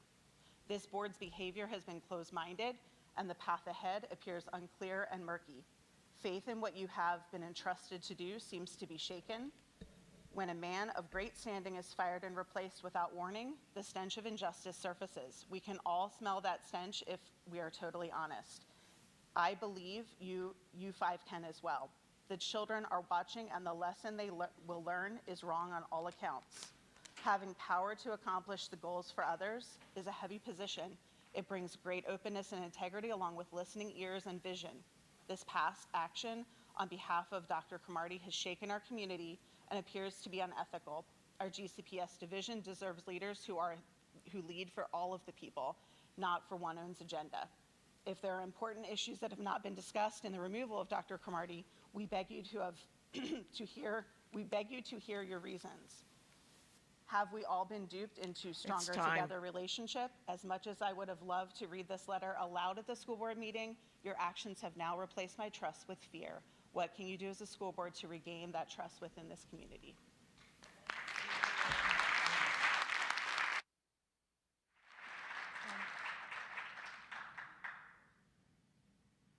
Done.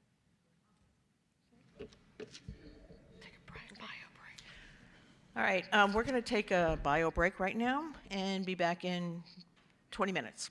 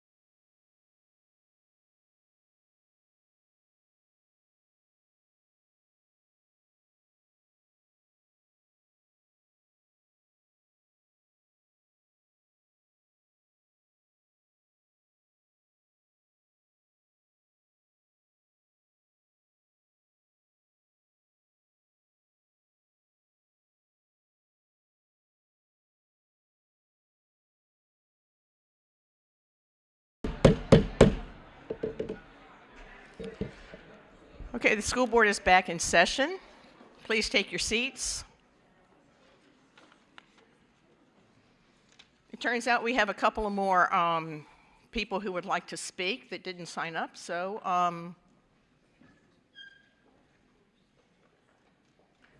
Ms. Harris.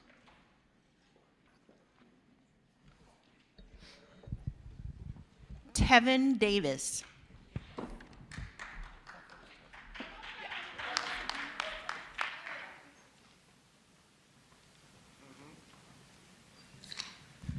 Hello, everyone. Hello, Goochland. My name is Tevin Davis, and I wanted to take a moment to speak. I am a graduate of 2017, and many in the community may know me from various things. I used to act right here on this very stage. It's where my career started. Many may know me from serving as minister of music at St. James Baptist Church and other churches that I've done around the community. And most obvious, people may know me from being on Survivor Season 46. And one of the things that I had great pride in when I went to go play that wonderful game in front of the entire world was getting to tell them to make sure that they put Goochland, Virginia beside my name, because I was so proud of this place, that I was so proud to be from this place. Many people that have graduated with me are very happy to be gone. They've had struggles here and they don't want to be here any longer. I have always held the belief that this is a place that I feel that is home. It will always be home no matter where I go. And I said that no matter how successful I get in this world, that I would always come back and know what's happening here so that I can pour into the place that made me. Because if I, a black man amongst a room full of people that don't look like me, can make it and do something, then I know that there's another black child somewhere that can make it and do something and become something and get out of this place and do wonderful things to change the world. And so I'm very, very passionate about this. And it is hard for me to come back here and to hear the heartbreak that is in the room in this community that I love. I used to go to work at Food Lion and certainly go now and see people shake hands, white, black, old, young. There's a community here. And what's harmful and hurtful is to hear the community crying out in pain. And what I have seen from some of you today is a lack of empathy for what the community is saying. And I understand that you all have your own thoughts and processes of how you do things and how the board is handling things, but the community is saying we are in pain and we are hurting and we are frustrated and we are confused. And I, as someone who has always been proud of Goochland, that made the entire world know that we are here, am saying that I don't recognize this place right now. And that's harmful to me. It's hurtful.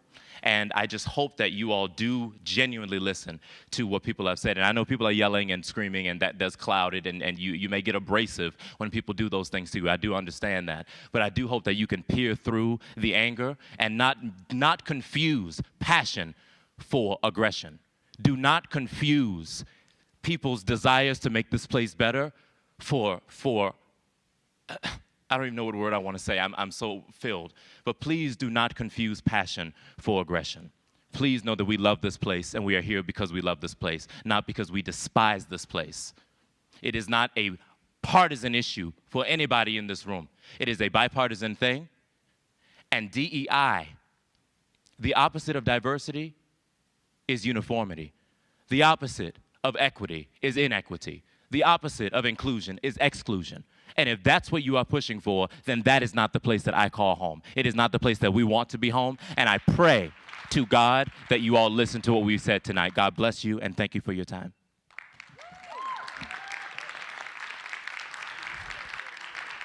Delbert Horn. Delbert Horn, I live in District 2. I'm not talking about black, white, red, or blue tonight. I'm talking about a color everyone here can agree on, green. I have 3 examples of this board's misuse and waste of our hard-earned tax dollars. First is $40,000 of legal costs brought on when a current board member could not collaborate professionally with the last board's fellow members and sued them. Of course, you all know she lost her vanity lawsuit, but the legal defense fees still had to come from the division's insurance and operating budget. Second, this board in December all voted to hire a separate independent legal firm to specifically represent them, apart from the legal firm that represented the division for over a decade. The justification given by the member that already demonstrated her legal incompetence was that it was in the case the board had a legal issue in conflict with the division. That should scare all of us. Was this paving the way for this board to sue the division? I wouldn't be shocked. The third reason is why most of us are here tonight. The first two examples of misuse of our tax dollars are just drops in the bucket compared to this. Because of this board's inability to professionally collaborate with the superintendent, that one of them participated in interviewing and hiring, they all voted to fire him without cause. Impatience and incompetence of this board triggered the severance clause, costing us, the taxpayers, $250,000. That's salary, benefits, and retirement. What's wrong with the leadership of this county? Why can't they work with and keep good administrators? Not just the board, but the supervisors as well. Why are they wasting our money on severances? As somebody else said, jobs with Goochland schools used to be worth the drive. That was from a teacher, anonymously. We've heard that before. But the hostile work environment this board is creating is changing that perception at the worst possible time. Teaching contracts have not gone out yet for signature. The jobs are out there. Not many citizens paid attention to this board until tonight, but teacher resignations were up 150% last year. If we lose more good teachers, our students, our school ratings, and eventually our home values will suffer.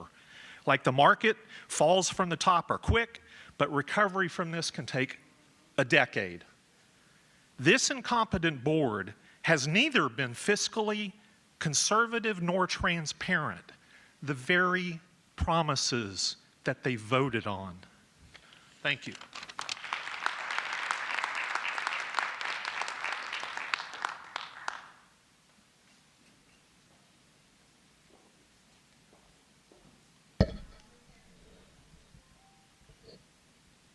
What's your name? Robin Lawson, District 2. Good evening, board members. I'm here tonight to express deep concern that school board members have established a pattern of behaviors that are unethical, fiscally irresponsible, and most importantly, endanger the educational welfare of our children attending GCPS. Each of you are elected public officials sworn to represent your constituents and place the welfare of our children above any loyalty to interest groups or political party. You are elected to communicate public reaction regarding GCPS operations and act in a manner that facilitates open communication with the community. You are elected to have integrity in all matters. Despite these obligations, you have operated in ways that are overtly political and sabotage communication. Although each board meeting hosts a public comment period, you have arrived with prepared statements that clearly demonstrate you've already made your decisions and you are unwilling to take public comment into consideration. I'm fairly confident that my comments tonight will fall upon deaf ears at the level of the dais. The actions of this board are shameful. We are losing excellent educators and staff as a direct result of your policy decisions. In all of the school board meetings I have attended since this board was elected, I have yet to hear a single policy decision that benefits the children of the county. Instead, I see you passing policies that limit what our children can read, limit their individuality and expression of self, limit their safety in both the classroom and at home, and limit their ability to feel included as part of the larger school family. The actions of the board have been financially irresponsible and are not only costing taxpayers, but limiting the funding available to further our children's education. You have an ethical responsibility to do better. Do better for our staff and teachers, do better for this district, and most importantly, do better for our children. Uphold your fiduciary responsibility to the taxpayers of this county. Start adopting policies that actually benefit children. Act like publicly elected officials who should be role models of good citizenship. I'll close tonight with one of the most powerful statements that any person in a leadership role can make. I was wrong.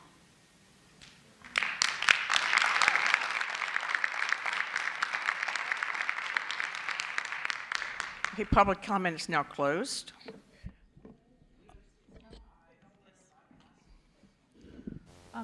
Madam Chair, may I make a comment? Yes. Thank you all. We've heard from several of you that you think that we're not showing empathy, or that your comments are falling on deaf ears, or that we have somehow acted in a manner that is unethical. There's a couple of things that were said during public comment that were specific examples that I just want to stand to make sure that the record is corrected. Young man, you mentioned the gathering at First Union Baptist Church, I believe it was. We specifically asked Dr. Cromartie if he would like us to join him for that event, and he declined our offer to attend. He said he had it. So it's important, because if there's a perception in the community, then it needs to be based on factual information. It can't be based on one perception. It must be based on the facts. We can all have our own opinions, but we can't have a different set of facts. I appreciate that it feels defensive. It is heartfelt, because also, and I would be happy to share that with you. Also, we've heard about this board's inaction to support teachers. I was serving as chair, and Ms. Moses was serving as vice chair when a year ago we went to the Board of Supervisors and successfully advocated for a 5% market pay adjustment for all of our teachers.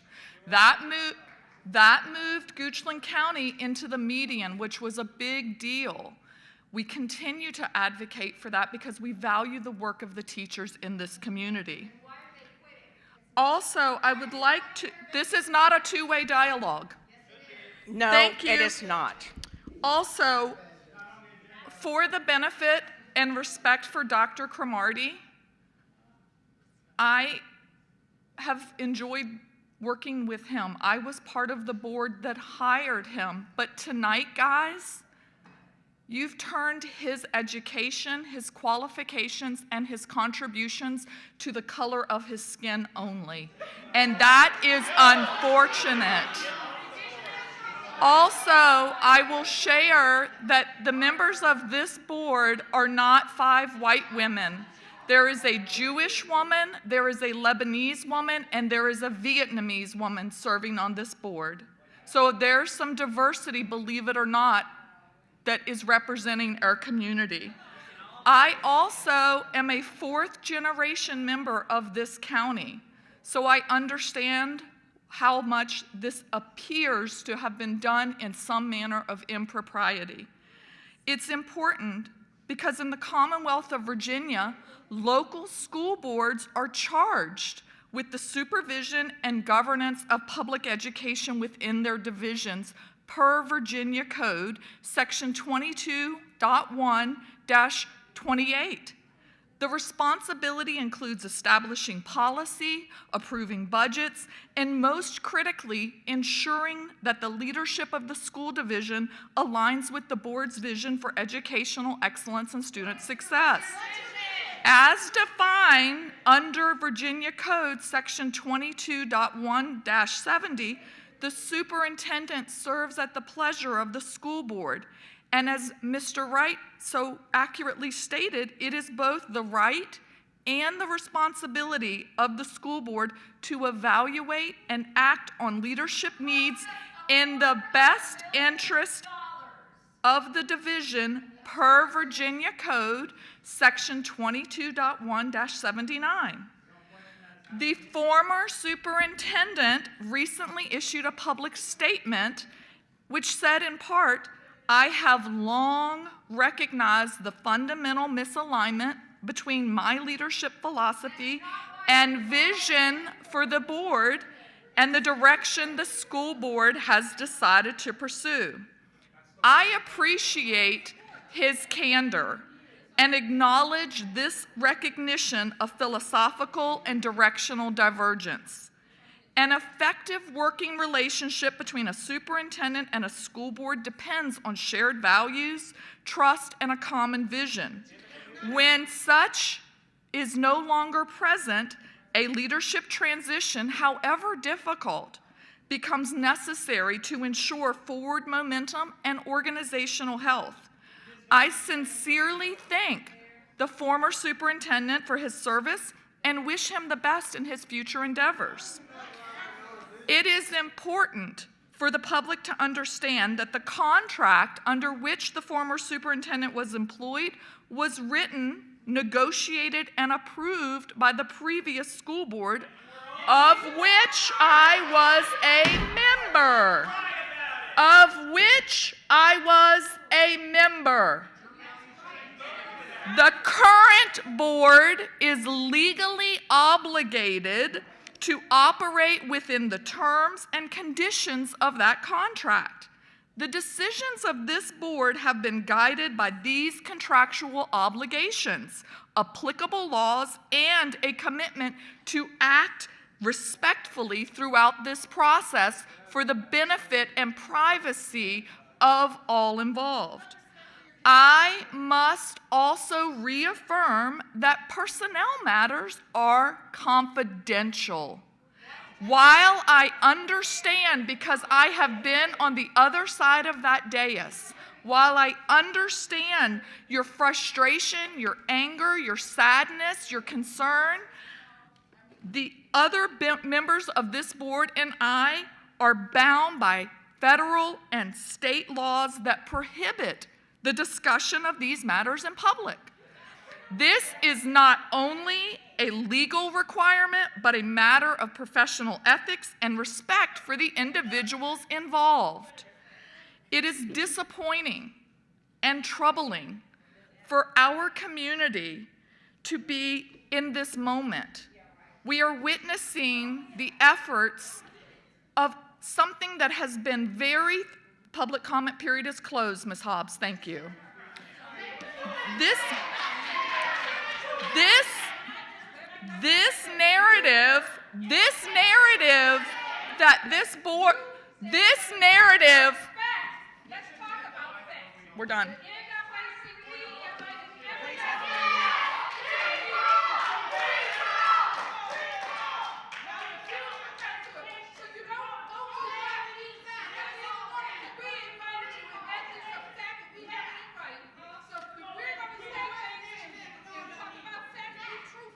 The public comment period is closed, Ms. Hobbs.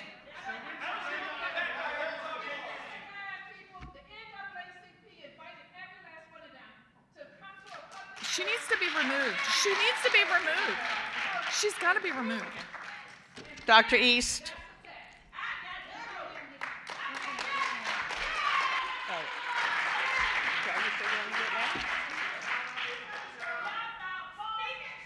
Let's adjourn the meeting. Let's just adjourn it.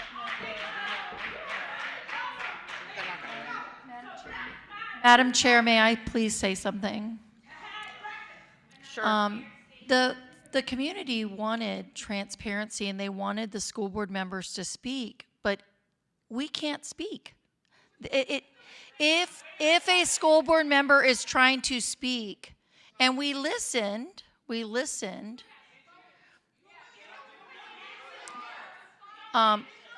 Madam Chair, I say that we go ahead and move on with the meeting. Yes. Okay, it is now time to go on to policy update, first reading.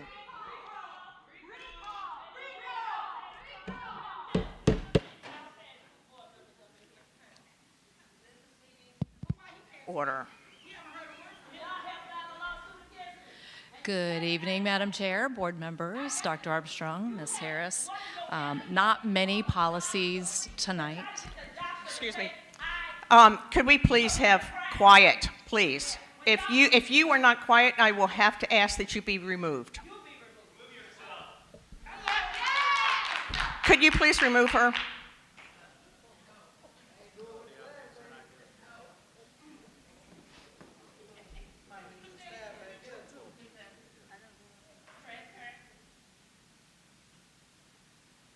Okay.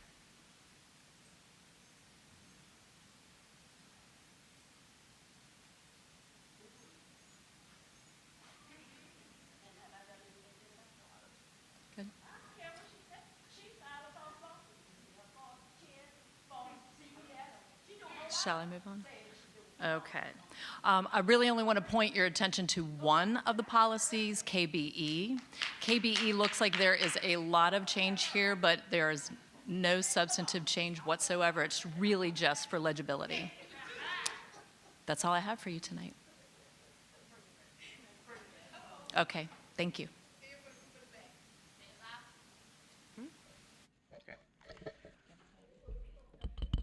All right, we are now to the consent items. Board members, would you like to approve the items as a slate or to divide the slate? Do I have a motion? Either way. Madam Chair, I move to approve the consent items as a slate. Okay, it has been approved as a slate. Is there a second? I second the motion. Okay, it has been moved and seconded to approve the items as a slate. Is there any discussion? Yes, I would like to discuss the equity policy.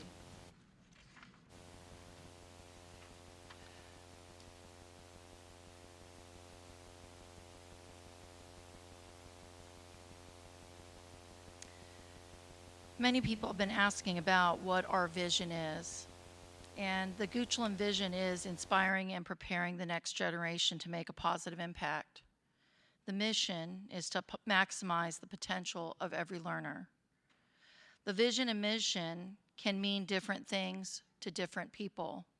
The last school board had the same vision and mission, and what they thought was in the best interest of children is different than what this board finds is the best interest of children. I used to be on that side of the dais, and a few years ago before the election, it was a different group of people on that side of the dais and on this side of the dais.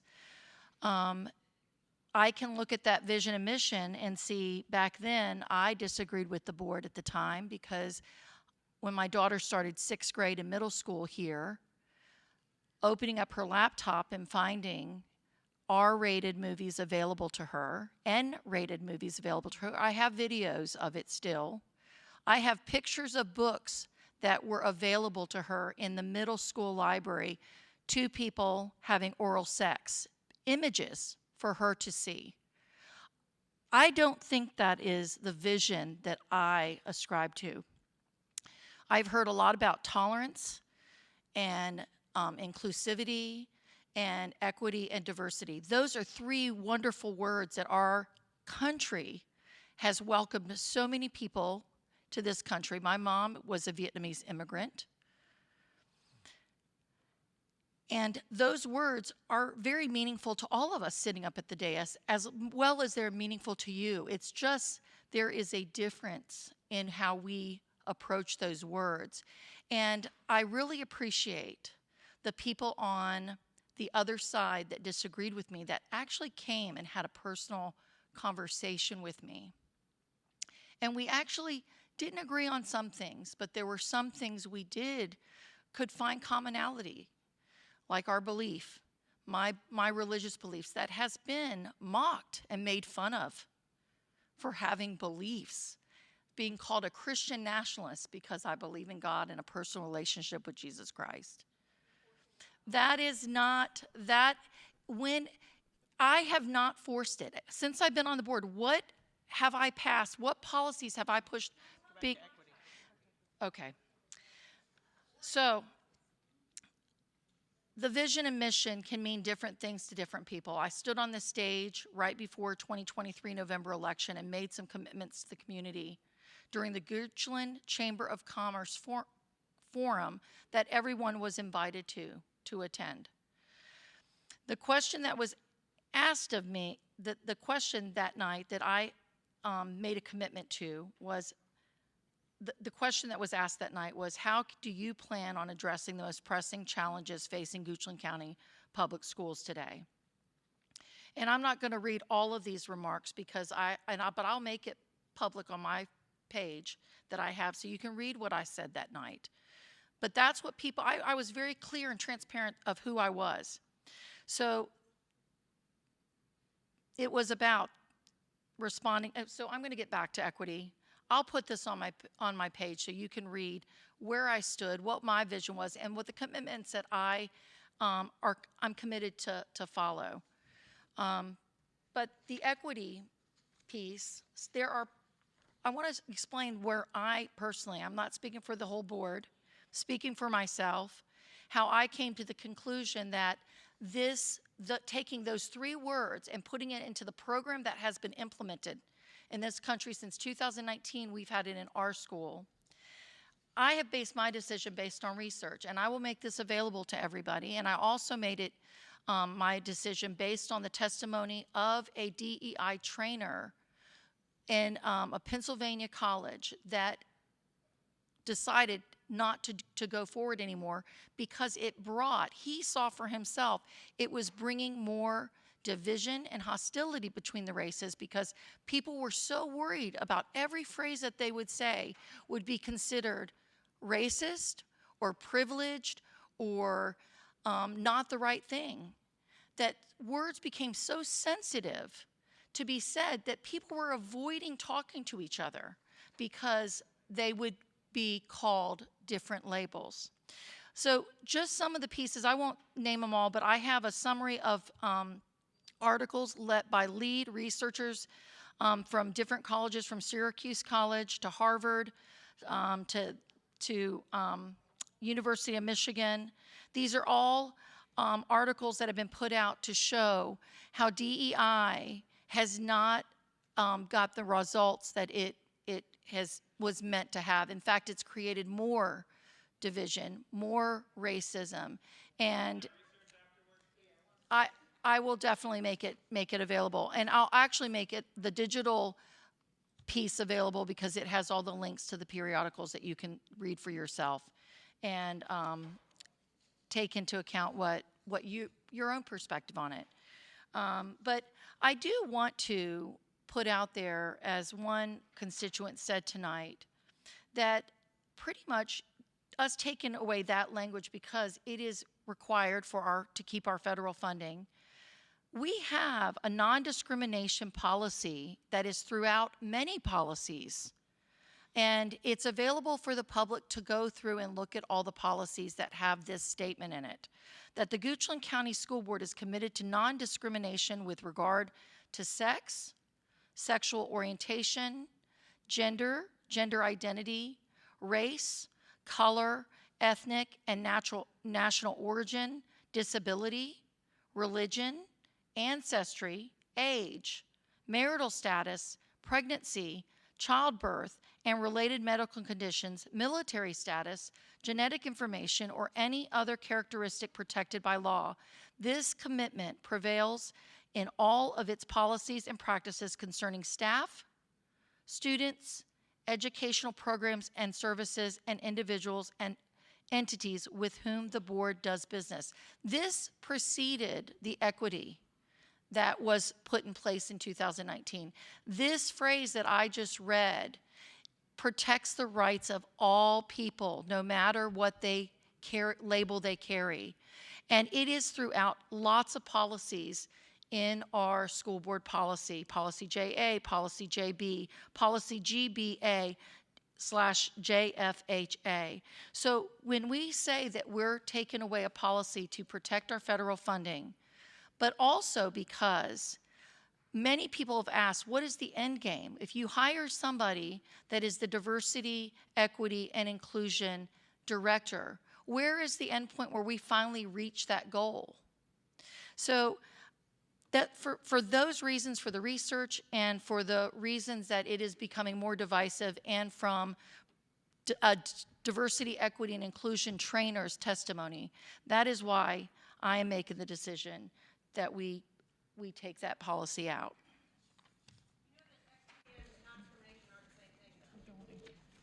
No, don't. Okay. All right. Is there any other discussion? Hearing none. All those in favor of approving the consent item as a slate, say aye. Aye. Aye. Opposed, say no. Any abstains? Okay, then we have a approved consent agenda. There's an action item. Madam Vice Chair, do you have a motion?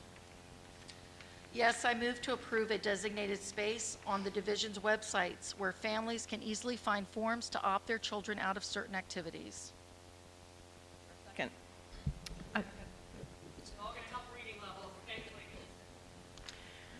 Okay, it has been properly moved and seconded. Is there any discussion? Hearing none, all those in favor say aye. Aye.